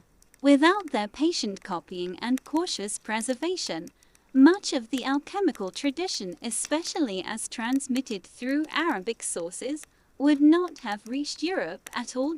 In this sense, the monks were unwitting midwives of alchemy. They did not invent its doctrines, nor did most of them pursue its more radical promises. but by preserving, annotating, and occasionally experimenting with its recipes, they kept alive a body of thought that might otherwise have vanished in the turbulence of medieval Europe. The sound of quills in the night. So we return to the image of the scriptorium. A row of monks, their heads bent, their quills scratching on parchment. Some copy the Gospel of Matthew, others copy the works of Galen. A few, perhaps, copy an Arabic treatise on the hidden properties of metals. In the flickering candlelight, the line between scripture and science, between devotion and experimentation, blurs. This was the world in which alchemy quietly nestled itself into the rhythms of Christian, monastic life, a world of silence, patience, and endurance. The monks may not have turned lead into gold, but they turned fragile manuscripts into enduring vessels of knowledge. And in so doing, they ensured that alchemy would survive long enough to inspire later generations of scholars, experimenters, and dreamers. Section 2. The debate within the cloistered monastery, for all its tranquility, was never free from tension. Beneath the solemn chants and rhythmic life of prayer, questions lingered about what kinds of knowledge were safe, what kinds were dangerous, and what kinds were heretical. Alchemy often sat uneasily on this boundary line. For some monks, it was a holy key to God's creation. For others, it was a temptation of pride, vanity, or even the devil. The ambiguous role of experimentation rules were strict, especially under the rule of St. Benedict, which demanded humility, obedience, and the renunciation of worldly gain. Alchemy, however, often promised wealth, whether through the multiplication of gold or the creation of medicines that might be sold to outsiders. For some abbots, this promise looked perilously close to greed, yet there were other voices. Was it not a good thing, after all, to study God's creation? Did not the psalmist declare, "The heavens declare the glory of God, and the firmament shows his handiwork"? If the stars were worthy of contemplation, then why not metals, herbs, and minerals? To probe the secrets of nature could be framed, not as arrogance, but as reverence. Thus the debate was born. Was alchemy the sin of curiosity, or the virtue of devotion? The figure of Roger Bacon, among the most famous monks entangled in this debate, was Roger Bacon, a 13th century Franciscan friar often remembered as one of the earliest advocates of experimental science. Though his reputation has sometimes been exaggerated in modern retellings, Bacon certainly dabbled in alchemy. Bacon wrote of the possibility of prolonging life, of preparing medicines of astonishing potency, and even of creating substances that might rival gold. He framed these pursuits in pious terms, as tools for health, for charity, and for the glorification of God. Yet his boldness in experimental inquiry aroused suspicion. His Franciscan superiors often restricted his writings, fearing that his interests in optics, astrology, and alchemy strayed too far from orthodox theology. Bacon's case illustrates the delicate dance. To pursue alchemy openly was dangerous, but to couch it in spiritual and practical language could grant it a tenuous legitimacy. Basil Valentine, the monk of hidden Chisinau, the legendary figure associated with monastic alchemy, is Basil Valentine, said to have been a 15th century Benedictine monk of Erfurt. Whether Valentine truly existed or was a literary persona is debated, but the works attributed to him became immensely influential. His writings, the 12 Keys above all, were suffused with allegory, cloaking laboratory instructions in mystical imagery. He spoke of animals devouring one another, kings dissolving in acid, and phoenixes rising from ashes, all metaphors for alchemical processes. The genius of Basil Valentine lay in his ability to present alchemy as both a spiritual allegory and a practical art. On the one hand, his texts read like sermons, The death and resurrection of substances mirrored the death and resurrection of Christ. On the other hand, his recipes hinted at real laboratory practices with antimony, mercury, and salt. Whether he was an actual monk or pseudonymous alchemist seeking the prestige of monastic authorship, Basil Valentine embodies the ambiguous role of monks as both preservers of orthodoxy and guardians of hidden knowledge. Tensions with authority. Not all monastic alchemists fared well. The Church periodically issued warnings and prohibitions. In 1317, Pope John XXII issued the bull Spondent Quas non exhibent, condemning alchemists who promised wealth but produced fraud. Though aimed more at secular charlatans than monks, the decree cast a shadow over monastic experimenters as well. Later, the Inquisition occasionally scrutinized monks suspected of heresy through alchemical study. The concern was not always the laboratory practice itself, but the cosmology behind it. Some alchemical texts suggested that matter contained a divine spark, or that humans could, through their art, perfect creation. Such ideas skirted dangerously close to theological error, suggesting human power on par with divine for a monk. Then, the challenge was not only to experiment discreetly but also to interpret his results in a way consistent with Christian doctrine. One could speak of purification, of humility, of service to the sick, but never of human mastery that rivaled God. The cloister eschewed ironically. The very seclusion of monasteries sometimes protected their experimenters. Cloister walls kept out prying eyes, and abbots could choose to tolerate or suppress particular practices. A monk who experimented in the apothecary might never attract notice beyond the monastery gates. Only when his writings or results spread further afield did suspicion grow. In this sense, monasteries acted as both womb and prison for alchemy. Within, ideas could gestate, evolve, and be tested in relative safety. Yet the same walls that sheltered alchemy also restricted its broader influence.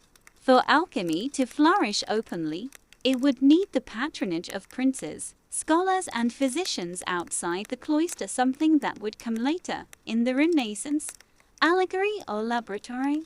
One of the enduring controversies about monastic alchemy lies in how seriously it was meant.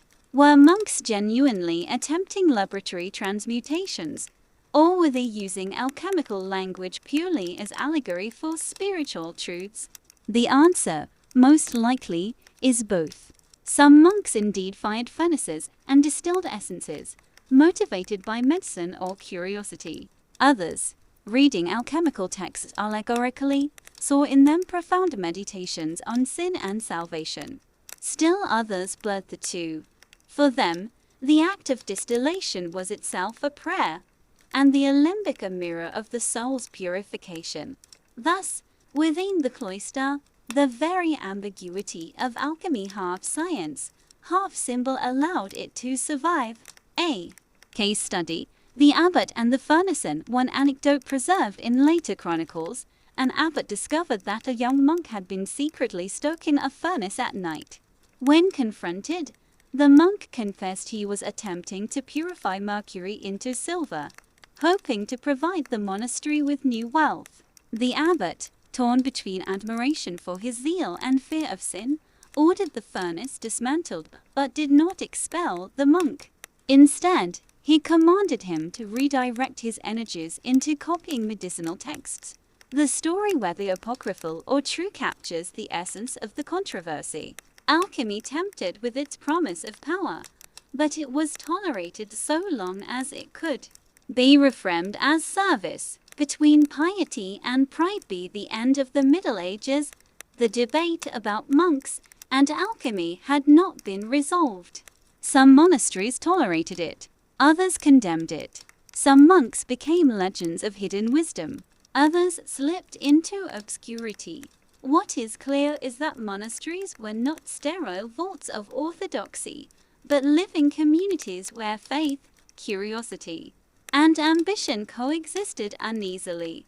Alchemy, with its shimmering promises and ambiguous symbols, was the perfect mirror of this tension. For the monk who gazed into the alembic, the question was never simply whether lead could become gold. It was whether the pursuit of hidden knowledge was an act of humility before God or an act of pride that risked the soul. Section 3. From cloister to Renaissance. When one pictures the Renaissance alchemist, it is often a solitary figure in a cluttered study, alembics bubbling, manuscripts stacked high, diagrams of stars tacked to the walls. Yet behind this image lay centuries of quieter, more hidden experimentation in the monasteries of medieval Europe. The Renaissance alchemists did not spring from nothing. They inherited their books, their symbols, and often their very techniques from monks who had guarded them through turbulent times. Preservation through copying. One of the monastery's most enduring contributions was preservation.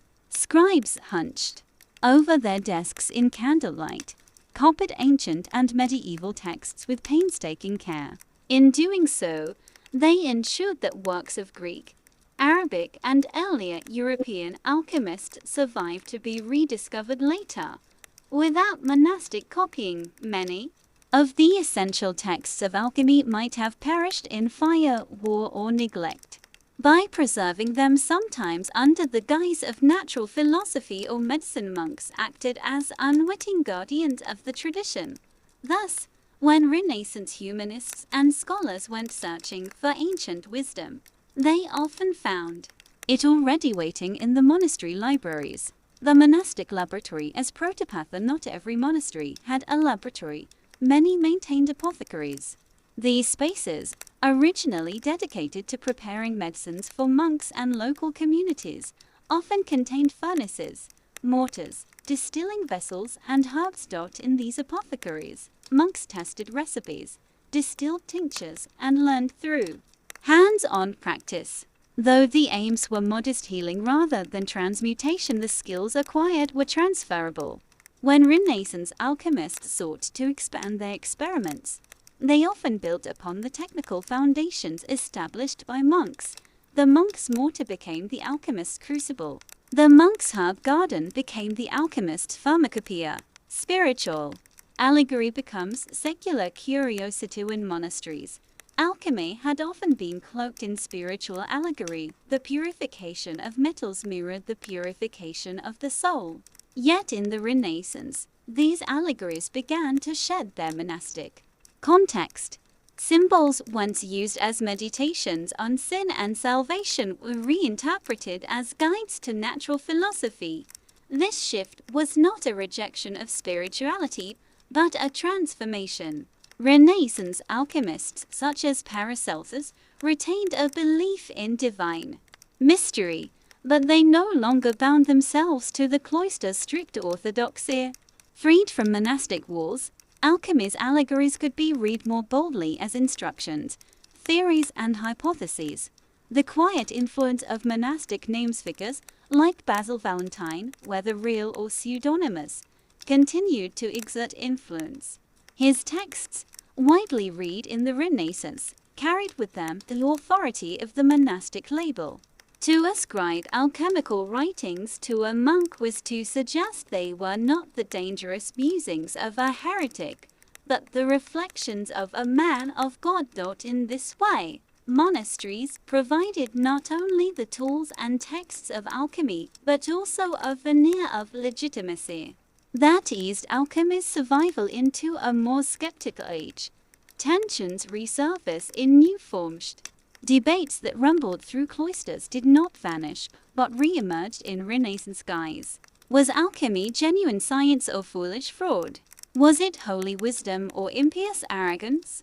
The very same questions that had troubled abbots troubled Renaissance princes and universities. Yet the persistence of these questions testified to alchemy's vitality. It had survived centuries of scrutiny, censure, and suppression within monasteries, only to rise again in the courts, universities, and workshops of Europe. The cloister's lasting legacy. The time alchemy reached its Renaissance flowering. The direct role of monks had diminished, yet the echoes of their work remained. Every copied manuscript, every symbol preserved in a marginal note, every recipe tested in a monastic apothecary had helped carry alchemy across the centuries.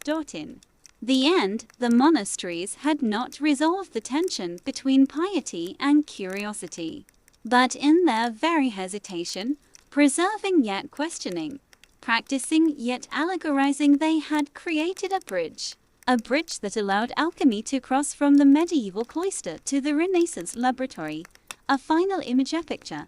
Then, a monk of the 12th century, bending over his furnace in the silence of night, uncertain whether his work was prayer or pride. Now picture, centuries later, a Renaissance alchemist, drawing upon the same techniques but surrounded by patrons, scholars, and students. The one worked in secret, the other proclaimed his discoveries. Yet between them lies a thread, woven in ink and fire, preserved by the monastery's uneasy embrace of alchemy. It was in this tension that alchemy endured, and it was through the monks' care, whether intentional or reluctant, that the Renaissance inherited a legacy of both mystery and method. Story 5. Alchemy and Astrology. Section 1. The heavens as a guiding script. In the medieval and Renaissance mind, the universe was not divided into separate compartments of science, magic, and faith. Rather, it was a single, woven tapestry, where the stars above, the metals beneath the earth, and the body of man were all interconnected threads. Alchemy and astrology, seemingly different pursuits, were in fact two sides of the same coin. One studied matter, the other studied motion. Together, they promised insight into the harmony of creation. The doctrine of correspondence. Alternate to the union of alchemy and astrology was the doctrine of correspondences. This principle held that everything in the cosmos had a counterpart. Stars mirrored stones, planets mirrored metals, the heavens mirrored the body. Thus, the sun was linked with gold, the noblest of metals, radiant and incorruptible. The moon was linked with silver, bright yet changeable, waxing and waning like the lunar phases. Mars governed iron, strong and martial. Venus presided over copper, beautiful and pliable. Jupiter ruled tin, Saturn lead, Mercury the quicksilver. Metal itself. These were not loose poetic associations. To the alchemist astrologer, they were essential keys. The metal in the crucible and the planet in the sky were manifestations of the same cosmic principle. Timing the work by the stars. Astrology offered not only symbolic meaning but also practical guidance. Many alchemists believed that the success of their operations depended upon heavenly timing. To distill under the wrong planetary influence, or to attempt transmutation during an inauspicious alignment, was to court failure. Manuscripts often carried careful instructions. Perform this stage when the moon is waxing, or heat this mixture when Mars ascends. The stars were a clock, and the alchemist who ignored them risked ruin. The human body as a mirror. The union of alchemy and astrology extended also to medicine. Just as each planet governed a metal, so too it was thought to govern a part of the human body. The heart, for example, belonged to the sun, the brain to the moon, the blood to Mars. Thus, to heal a disease of the heart, one might invoke solar correspondences, administering gold tinctures or performing treatments under solar influence. In this way, astrological alchemy became a kind of cosmic medicine, aligning patient, metal, and star, a shared vision of unity where true alchemy and astrology together was not mere superstition, but a profound yearning for unity. To the medieval alchemist, the universe was not a chaotic place, but a living order, where the smallest grain of salt and the grandest planet were part of the same divine scheme. The alchemist's furnace and the astrologer's chart were both instruments of reading this scheme. One looked down into matter, the other up into the sky. But both sought to decode the same celestial script. A world of enchantment. As today, the idea that metals belong to planets may seem quaint. But to the medieval practitioner, this worldview was not primitive, it was enchanting, even empowering. It made the world meaningful, alive with hidden correspondences. Every flame in the furnace echoed the stars. Every curve of the zodiac was etched into the veins of the earth, and so alchemy and astrology walked hand in hand, offering a vision of transformation, not only of metals and medicines, but of the human soul itself. Section 2. Practitioners of the Celestial Furnace. Section 1 revealed how alchemy and astrology were bound by the doctrine of correspondences. Section 2 turns to those who practiced this union most vividly. Their names: Paracelsus, John Dee, Heinrich Cornelius Agrippa, and others still echo as curious figures who stood with one foot in medieval tradition and the other in the dawn of modern science. Each of them lived in a world where the stars were more than distant lights. They were guides, judges, and companions in the alchemical quest. Paracelsus, the rebel physicist; Phillips Aurelius, Theophrastus Bombastus von Hohenheim, better known simply as Paracelsus 14931541, was one of the most radical voices of the Renaissance. He scorned the rigid traditions of university medicine, declaring that truth was to be found not in dusty manuscripts, but in the book of nature itself. For Paracelsus, astrology was indispensable to medicine. He held that each human illness was written in the heavens, and that the stars influenced the very chemistry of the body.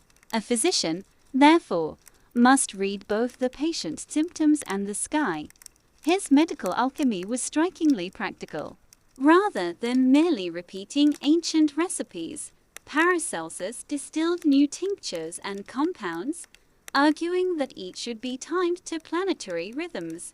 He also introduced the notion that diseases had distinct chemical causes, which might be balanced through remedies infused with planetary correspondences. Yet Paracelsus was not without controversy. University physicians accused him of arrogance and blasphemy. His insistence on burning the works of Galen and Avicenna in public bonfires shocked his peers. Still, his mingling of astrology and alchemy provided a foundation for later medical chemistry, even as it blurred the boundary between empirical practice and celestial speculation. John Dee, the mathematician of angels, while Paracelsus embodied the fiery reformer. John Dee 1-5-7-1609 represented the scholar dreamer, a mathematician, navigator, and advisor to Queen Elizabeth. Dee was fascinated by both the practical and mystical aspects of astrology. For him, astrology was not only a means of casting horoscopes, but also a method of aligning earthly actions with divine order. Dee saw no contradiction in designing navigational charts for England's explorers while also conversing with angels through crystal scrying. His diaries reveal how deeply he believed the stars guided both nations and souls. Alchemy, too, was central to Dee's vision. In his library, one of the largest in England, he collected rare manuscripts of alchemical lore. He experimented with metals, seeking the philosopher's stone, but also believed alchemy to be a spiritual ascent.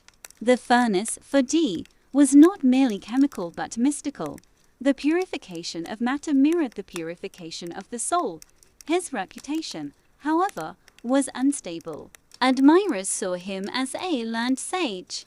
Detractors whispered that he trafficked with demons. When political fortunes shifted, Dee's star fell, leaving him in poverty. Yet his example illustrates how tightly woven astrology, alchemy, and religion could become in the Renaissance. Imagination. Agrippa, the skeptical believer. Another figure, Heinrich Cornelius Agrippa 1486-1535, wrote one of the most influential works on occult philosophy. In his 3 books of occult philosophy, Agrippa systematized the correspondences of planets, metals, plants, and even angelic hierarchies. To him, astrology provided the keys to unlock the magical forces inherent in nature. Yet Agrippa also lived a life of contradictions. In his later writings, he expressed skepticism about the vanity of all human knowledge, including the occult sciences. Was astrology truly divine wisdom, or a distraction? Was alchemy a noble art, or a human delusion? Agrippa embodied the ambivalence of an age that both revered and doubted its magical traditions, controversies, and clerical suspicion. These figures highlight not only the allure but also the tension surrounding alchemical astrology. For every scholar who embraced it, another denounced it as heresy or folly. The Catholic Church, for example, tolerated some astrological medicine so long as it was framed within divine order, but condemned attempts to predict human fate as bordering on blasphemy. In universities, astrology was sometimes taught as part of the quadrivium, linked to astronomy. But when tied to alchemy's promise of transmutation, it seemed dangerously speculative. To suggest that metals might be perfected in harmony with the heavens was to challenge both natural philosophy and theology. The controversies revealed a deeper question. Was the cosmos a noble book written by God, or a mystery too sacred for human hands? Alchemical astrologers believed they were reading divine signs. Critics accused them of arrogance, of daring to grasp secrets reserved for the Creator. Between science and magic, looking back, it is tempting to divide these figures into scientists and magicians. Yet in their own age, such a division was not clear. Dee could calculate lunar tables for navigation and summon angels in the same week, seeing no contradiction. Paracelsus could distill a new medicine while invoking planetary influences. The union of alchemy and astrology, then, reveals a world in transition, a time when the scientific and the mystical were interwoven. When seeking the philosopher's stone and charting the stars were seen as part of the same quest for knowledge. As we step back, one must ask, were Paracelsus, Dee, and Agrippa charlatans, or were they simply explorers of a universe more enchanted than our own? Their reliance on the heavens reminds us of an age when every star had meaning, every planet a voice. Yet what legacy did this union leave? Did the controversies destroy the credibility of alchemical astrology, or did they, in some hidden way, prepare the soil for modern science by insisting that the heavens and the earth were connected? Section 3. The legacy of celestial alchemy. Marriage of alchemy and astrology did not last forever. By the late 17th century, telescopes and precision instruments had begun to map the heavens with a rigor that left little room for planetary spirits and secret correspondences. Yet for centuries, alchemical astrology had shaped not only medicine and philosophy but also the very way people imagined their place in the cosmos. The waning of the stars. The decline began quietly. With the discoveries of Copernicus, Galileo, and Kepler, the heavens were stripped of their traditional symbolism. Stars no longer sang in harmony with human destinies, but followed predictable, mathematical laws. Kepler himself was ambivalent. He cast horoscopes for patrons to make a living, yet he also championed the heliocentric model, undermining the very foundations of astrological cosmology. As astronomy became a science of measurement rather than of meaning, astrology's role diminished. Without the doctrine of cosmic sympathy, alchemy lost its celestial anchor. The idea that gold was perfected under the influence of the sun, or that iron pulsed with the spirit of Mars, began to sound quaint in the age of Newton. The rise of chemistry. Meanwhile, alchemy itself was transforming. Laboratories that once charted planetary influences on metals now focused on repeatable reactions, measurable quantities, and material properties. The old belief that metals were ripening under the stars gave way to experiments with acids, salts, and gases. Yet the debt to astrology lingered. The habit of seeking hidden patterns, of assuming that the macrocosm and microcosm were connected, encouraged alchemists turned chemists to look for order in nature. The periodic table, centuries later, can be seen as a rational echo of the old astrological tables that aligned metals with planets. Seeds in medicine and psychology. Paracel's insistence on linking the stars to health may seem outdated, yet his focus on specific causes of disease anticipated modern pathology. Even his language of correspondences found an unexpected afterlife. In the 20th century, Carl Jung would draw upon alchemical astrology as a symbolic framework for understanding the psyche. To Jung, the union of opposites in alchemy mirrored the integration of unconscious archetypes, a cosmic drama played within the human soul. Thus, the stars that once governed alchemical furnaces continued to shine in the realm of psychology and symbolism, if not in medicine or physics. The persistence of enchantment. Even as science rose, the human longing for meaning in the heavens did not fade. Astrological alchemy persisted in secret societies, in hermetic traditions, and in the pages of esoteric literature. The Rosicrucians and later occult revivalists of the 19th century saw themselves as heirs to Paracelsus and keepers of a wisdom that rationalism had forgotten. Though discredited in academic circles, the image of the heavens as a mirror of the human soul remained powerful. The very controversies that had condemned alchemical astrology ensured its survival in the margins, where mystics and dreamers continue to weave the stars into their work. A double legacy of alchemy and astrology is, in the end, double-edged. On one hand, their decline cleared the stage for modern science, where the heavens were governed by gravity rather than by gods. On the other, their insistence on harmony, pattern, and correspondence nourished the very curiosity that made science possible. Alchemy and astrology may have been dethroned, but they left behind a vision that the universe is not chaos but a book waiting to be read. Whether through celestial charts or laboratory experiments, the impulse was the same: the desire to uncover order in the vastness. Closing reflection. The alchemists and astrologers of old remind us that knowledge is rarely born in purity. It emerges from the mingling of wonder and error, faith and experiment, vision and misstep. In the marriage of stars and metals, we see both the limitations of human understanding and the daring imagination that sought to bind the cosmos together.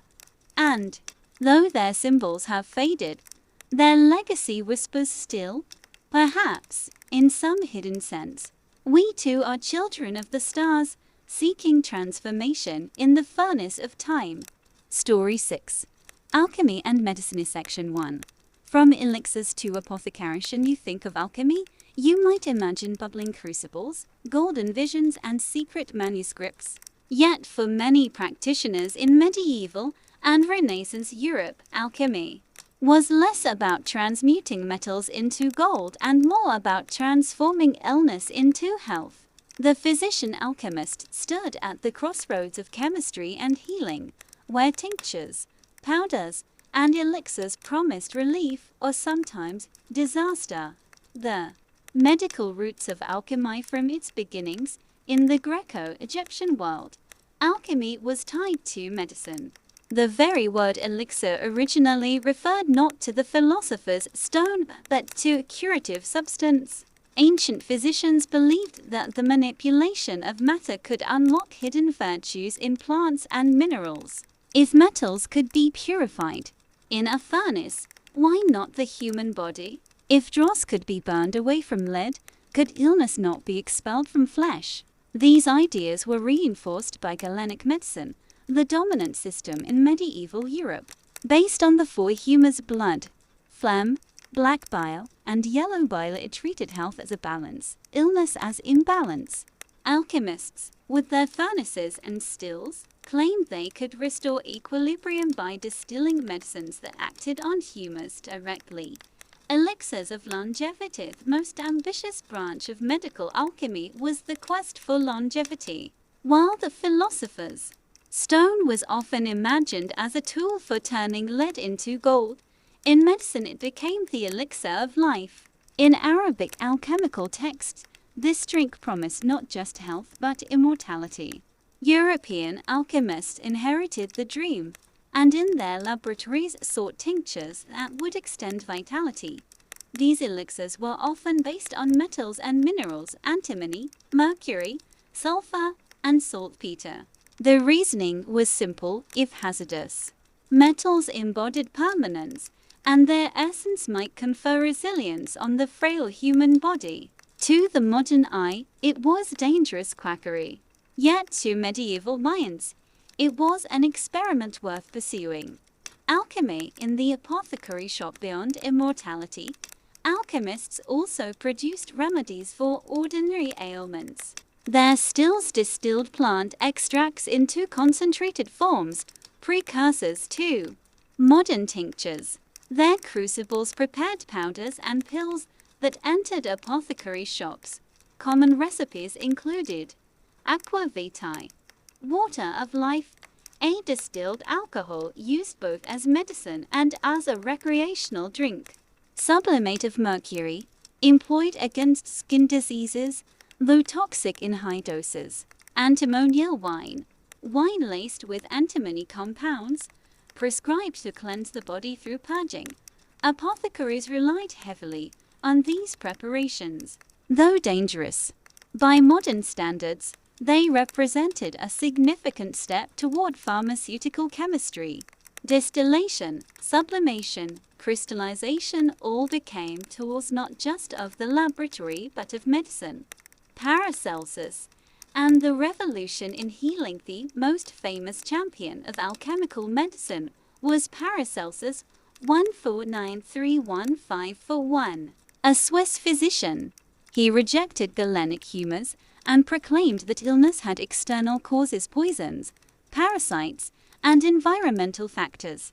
His radical claim was that specific diseases required specific remedies, and those remedies could often be prepared through alchemical processes. Paracelsus boiled down medicine into three essential principles: sulfur, mercury, and salt, which he saw as fundamental to both matter and the body. To him, disease was an imbalance of these principles, and healing came through targeted treatments. His lectures shocked universities, where he burned the medical textbooks of Galen and Avicenna.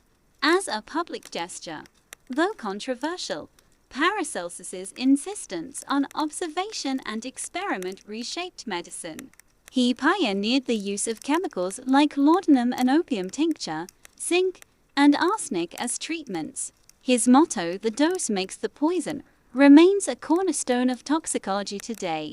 The tension between healing and harming at alchemical medicine was a double-edged sword. The same mercury that could clear a skin lesion could also poison the blood. Antimony could purge the body but also devastate it.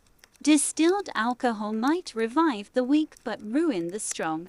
Physician alchemists walked a narrow line, testing their remedies on desperate patients, sometimes achieving cures, sometimes causing untold suffering.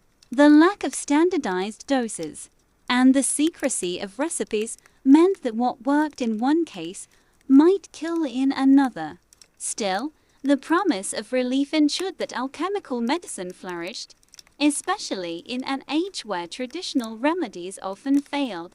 A shift in reputation. By the late Middle Ages, alchemists had earned a place not just in hidden laboratories, but in courts and hospitals. Wealthy patrons hired them to prepare elixirs of health. Monasteries stocked their infirmaries with alchemically prepared tinctures. Even skeptics could not deny that alchemical processes had produced useful medicines, and So, while the dream of immortality remained elusive, the practical side of alchemy lived on in medicine. Its influence would carry forward into the Renaissance and beyond, shaping pharmacy, toxicology, and chemistry. Closing thought: the story of alchemy and medicine begins with hope, the hope that the secrets of nature could heal the frailty of the human body. But hope can be dangerous when mixed with ambition and secrecy. As alchemical remedies spread through Europe, one question lingered in the minds of both physicians and patients alike. Were these strange concoctions truly gifts of healing, or were they poisons in disguise? Section 2. Physicians, Experiments, and Scandals. Section 1 was about the promise of alchemical medicine. Section 2 must be about the people who dared to practice it and the risks they ran. From daring cures to public disasters, their stories illuminate the razor's edge between innovation and recklessness. Paracelsus. The outlaw physician. We met Paracelsus already, but his medical career deserves closer inspection. Trained as a physician, he defied academic norms by wandering through mines, taverns, and battlefields, learning directly from laborers and soldiers. To him, their ailments were proof that medicine could not remain confined to theory. His remedies were bold. He prescribed mercury compounds for syphilis, a disease ravaging Europe. Though toxic, they worked better than most alternatives of the time. He introduced opium tinctures, later called laudanum, as pain relief. Patients described it as miraculous, though, of course, addictive. He argued that illnesses like goiter came from environmental causes such as mineral-rich alpine waters, not bad humors. Paracelsus's success made him famous, but his abrasive style and contempt for universities turned many against him. Critics called him a medical anarchist. Yet his insistence on chemicals and experiments shaped medicine for centuries. Basil Valentine, the monk with a crucible before Paracelsus, another figure, had already blended alchemy with healing. Basil Valentine, a 15th century Benedictine monk, or perhaps a pseudonymous alchemist writing under that name. His influential book, The 12 Keys of Basil Valentine, described alchemical symbols and processes but also devoted much attention to medicines. Valentine championed antimony, a mineral he believed could purify both metals and human bodies. He prepared it as a powder and gave it to patients, promising cures through purging. Some improved, others nearly died. His advocacy of antimony spread across Europe, sparking centuries of controversy. Was this mineral a miracle drug or a deadly poison? The debate split physicians for generations. In France, antimony was banned in 1566 after fatal poisonings. Yet by the 17th century it was back in use, this time carefully dosed as both laxative and treatment for fevers. John Dee and the question of legitimacy. Not all physician alchemists confined themselves to remedies. John Dee, advisor to Queen Elizabeth I, combined astrology, mathematics, and alchemy in his practice. Though not a licensed physician, he prescribed treatments to nobles and interpreted illnesses as celestial influences. Dee's medical practice alarmed university-trained doctors, who saw him as a dangerous amateur meddling with patients' lives. For his supporters, however, his remedies, prepared alchemically, reflected divine wisdom. His career reveals the social controversy. Was alchemical medicine a legitimate science or a dangerous heresy? Case study: the antimony wars in Paris. Fiercest medical controversy of the 17th century revolved around antimony. Physicians in Paris became bitterly divided. The Faculty of Medicine at the University of Paris condemned antimony as a poison, citing numerous cases of death after its use. Advocates, often physician alchemists outside the official establishment, defended it as a powerful cure when properly prepared. The debate grew so heated that pamphlets, insults, and even legal decrees flew back and forth. For decades, the antimony wars symbolized the clash between orthodox medicine and alchemical innovation. Eventually, antimony triumphed. By the mid-1600s, it was accepted into official pharmacopoeias, showing how alchemical remedies could move from scandal to standard practice. Case study: the quest for universal cure. Some physician alchemists went beyond treating single diseases. They sought universal medicines, panaceas that could cure all ailments. One famous attempt was the aurum potable, drinkable gold, promoted in the 16th century. Alchemists dissolved gold in acids, then diluted it into potions sold at enormous prices. Wealthy patients drank these golden elixirs believing they would gain vitality, longevity, and protection against plague. In some cases, the potions contained so little gold that they were harmless placebos. In others, patients ingested corrosive chemicals that burned their throats. The craze left alchemy with both success stories of rejuvenation and tales of fraud. When alchemy turned deadly for every cure, there was also tragedy. Mercury, antimony, and arsenic could poison as easily as heal.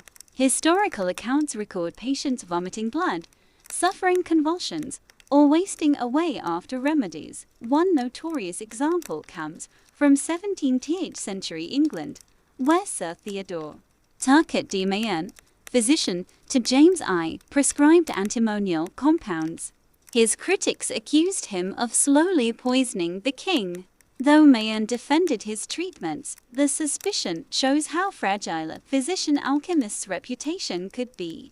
The social divide, elites vs. commoners. Alchemical medicine also revealed a sharp social divide. The wealthy could afford exotic elixirs, drinkable gold, or remedies prepared in court laboratories. The poor often received crude imitations, dangerous overdoses, or were left to be test subjects for experimental treatments. This divide fueled suspicion.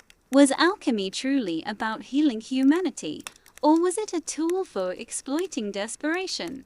The struggle for recognition through these controversies, physician alchemists fought for legitimacy. Universities viewed them as quacks, yet patients often swore by their remedies.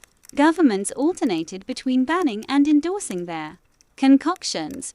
The tug-of-war reflected a deeper tension. Should medicine remain bound to tradition, or should it embrace experiment? Alchemy was both the threat and the promise of progress. Closing thought: the physician alchemists of Europe lived precariously, balancing success and scandal. Their remedies sometimes saved lives and sometimes ended them. Their reputation swayed between genius and charlatanry, but in every case, they forced medicine to confront uncomfortable truths: that healing required risk, that experiment could not be avoided, and that progress was born in controversy. Section 3. From Crucibles to Pharmacies: the Legacy of Alchemical Healing. The story of alchemical medicine is one of paradox. It was at once dangerous and revolutionary, misguided and prophetic. For every patient poisoned, another was saved. For every charlatan selling golden elixirs, another physician alchemist opened the path to genuine chemistry. The legacy they left behind is vast, and it runs like a hidden current into the foundations of modern pharmacy and medical science. From elixirs to apothecaries, one of the most enduring legacies of alchemical medicine is the apothecary tradition. The image of the alchemist grinding minerals, distilling vapors, or mixing tinctures in small flasks passed seamlessly into the apothecary shops of early modern Europe. Apothecaries stocked both herbal remedies and chemical preparations derived from alchemical recipes. Distillation, perfected in alchemical laboratories, became a standard method of producing spirits, oils, and extracts. Terms like elixir, essence, and tincture, born in the alchemical workshop, remain in use today in pharmacology. In this way, alchemists, though often derided, handed down the tools and language of practical medicine. The birth of iatrochemistry, the late 16th and 17th centuries. The fusion of medicine and alchemy crystallized into a field called iatrochemistry, literally, medical chemistry. Its practitioners believed that all bodily processes were chemical in nature, and that health could be restored through chemical remedies. This was a bold step away from the old Galenic model of humors. Instead of balancing black bile and yellow bile, iatrochemists spoke of acids and alkalis, salts and spirits. The laboratory, rather than the physician's bedside, became central to healing, while some of their treatments remained dangerous. Iatrochemists laid the philosophical groundwork for modern biochemistry and pharmacology. Controversies that sparked progressed. The controversies of alchemical medicine over mercury, antimony, opium, and drinkable gold proved strangely fruitful. By forcing physicians and universities to debate safety, dosage, and efficacy, these disputes laid the foundation for medical regulation and standards of proof. The antimony wars in Paris made physicians confront the question of when a drug is a poison and when it is a remedy. The failures of universal elixirs taught medicine the necessity of targeted treatments rather than panaceas. The reliance on laboratory preparation highlighted the need for trained specialists, eventually giving rise to pharmacists as a profession distinct from physicians. Thus, even the disasters contributed to medicine's evolution. The road to chemistry. Alchemists' medical side also propelled the transformation of alchemy itself. By the 17th century, some physician alchemists abandoned mystical transmutation and focused almost entirely on chemical processes and substances. Figures like Robert Boyle, often called the father of modern chemistry, began his career immersed in the alchemical medical world. His skeptical chemist 1661 criticized vague mystical theories and called for precise, testable experiments. Though Boyle still believed in hidden powers, his method pointed directly toward chemistry as a modern science. In this sense, the physician alchemists were the bridge between medieval alchemy and Enlightenment chemistry. Their search for healing, not gold, kept laboratory practice alive. Lasting contribution. By the 18th century, medicine had officially distanced itself from alchemy, yet its daily practices bore the fingerprints of alchemists. Distillation and extraction became essential for preparing medicines. Mineral-based remedies like iron, sulfur, and salts became standard in treatment. Opium tinctures, introduced by Paracelsus, became central to pain management for centuries. The notion of chemical imbalance in the body evolved into the modern understanding of metabolism and pathology. Even today, the pharmacy shelf echoes with alchemy's vocabulary: spirits of ammonia, tinctures, essences, and elixirs. The shadow of risk, yet the legacy is double-edged. Alchemy's overconfidence in panaceas and its tolerance for risk serve as a cautionary tale. Modern medicine continues to wrestle with the tension between innovation and safety, between experimental cures and patient protection. Clinical trials, regulations, and dosage standards, all essential safeguards today, are the hard-won fruits of past tragedies. A legacy of transformation. In the end, alchemical medicine was less about finding immortality than about transforming the practice of healing itself. It moved medicine from the theory of humors to the chemistry of substances, from reliance on tradition to the beginnings of experiment. Its legacy is not the philosopher's stone, but something equally powerful: the recognition that medicine must change, test, and innovate if it is to save lives. Closing thought. From Paracelsus's fiery cures to Basil Valentine's antimonial crusade, from the scandals of drinkable gold to the triumph of apothecaries, alchemical medicine was a crucible of controversy and creativity. Though its practitioners often stood on the edge of disaster, they reshaped the way humanity approached illness, and when the smoke cleared from their laboratories, what remained was no longer alchemy, but the science of chemistry, carrying medicine into the modern age.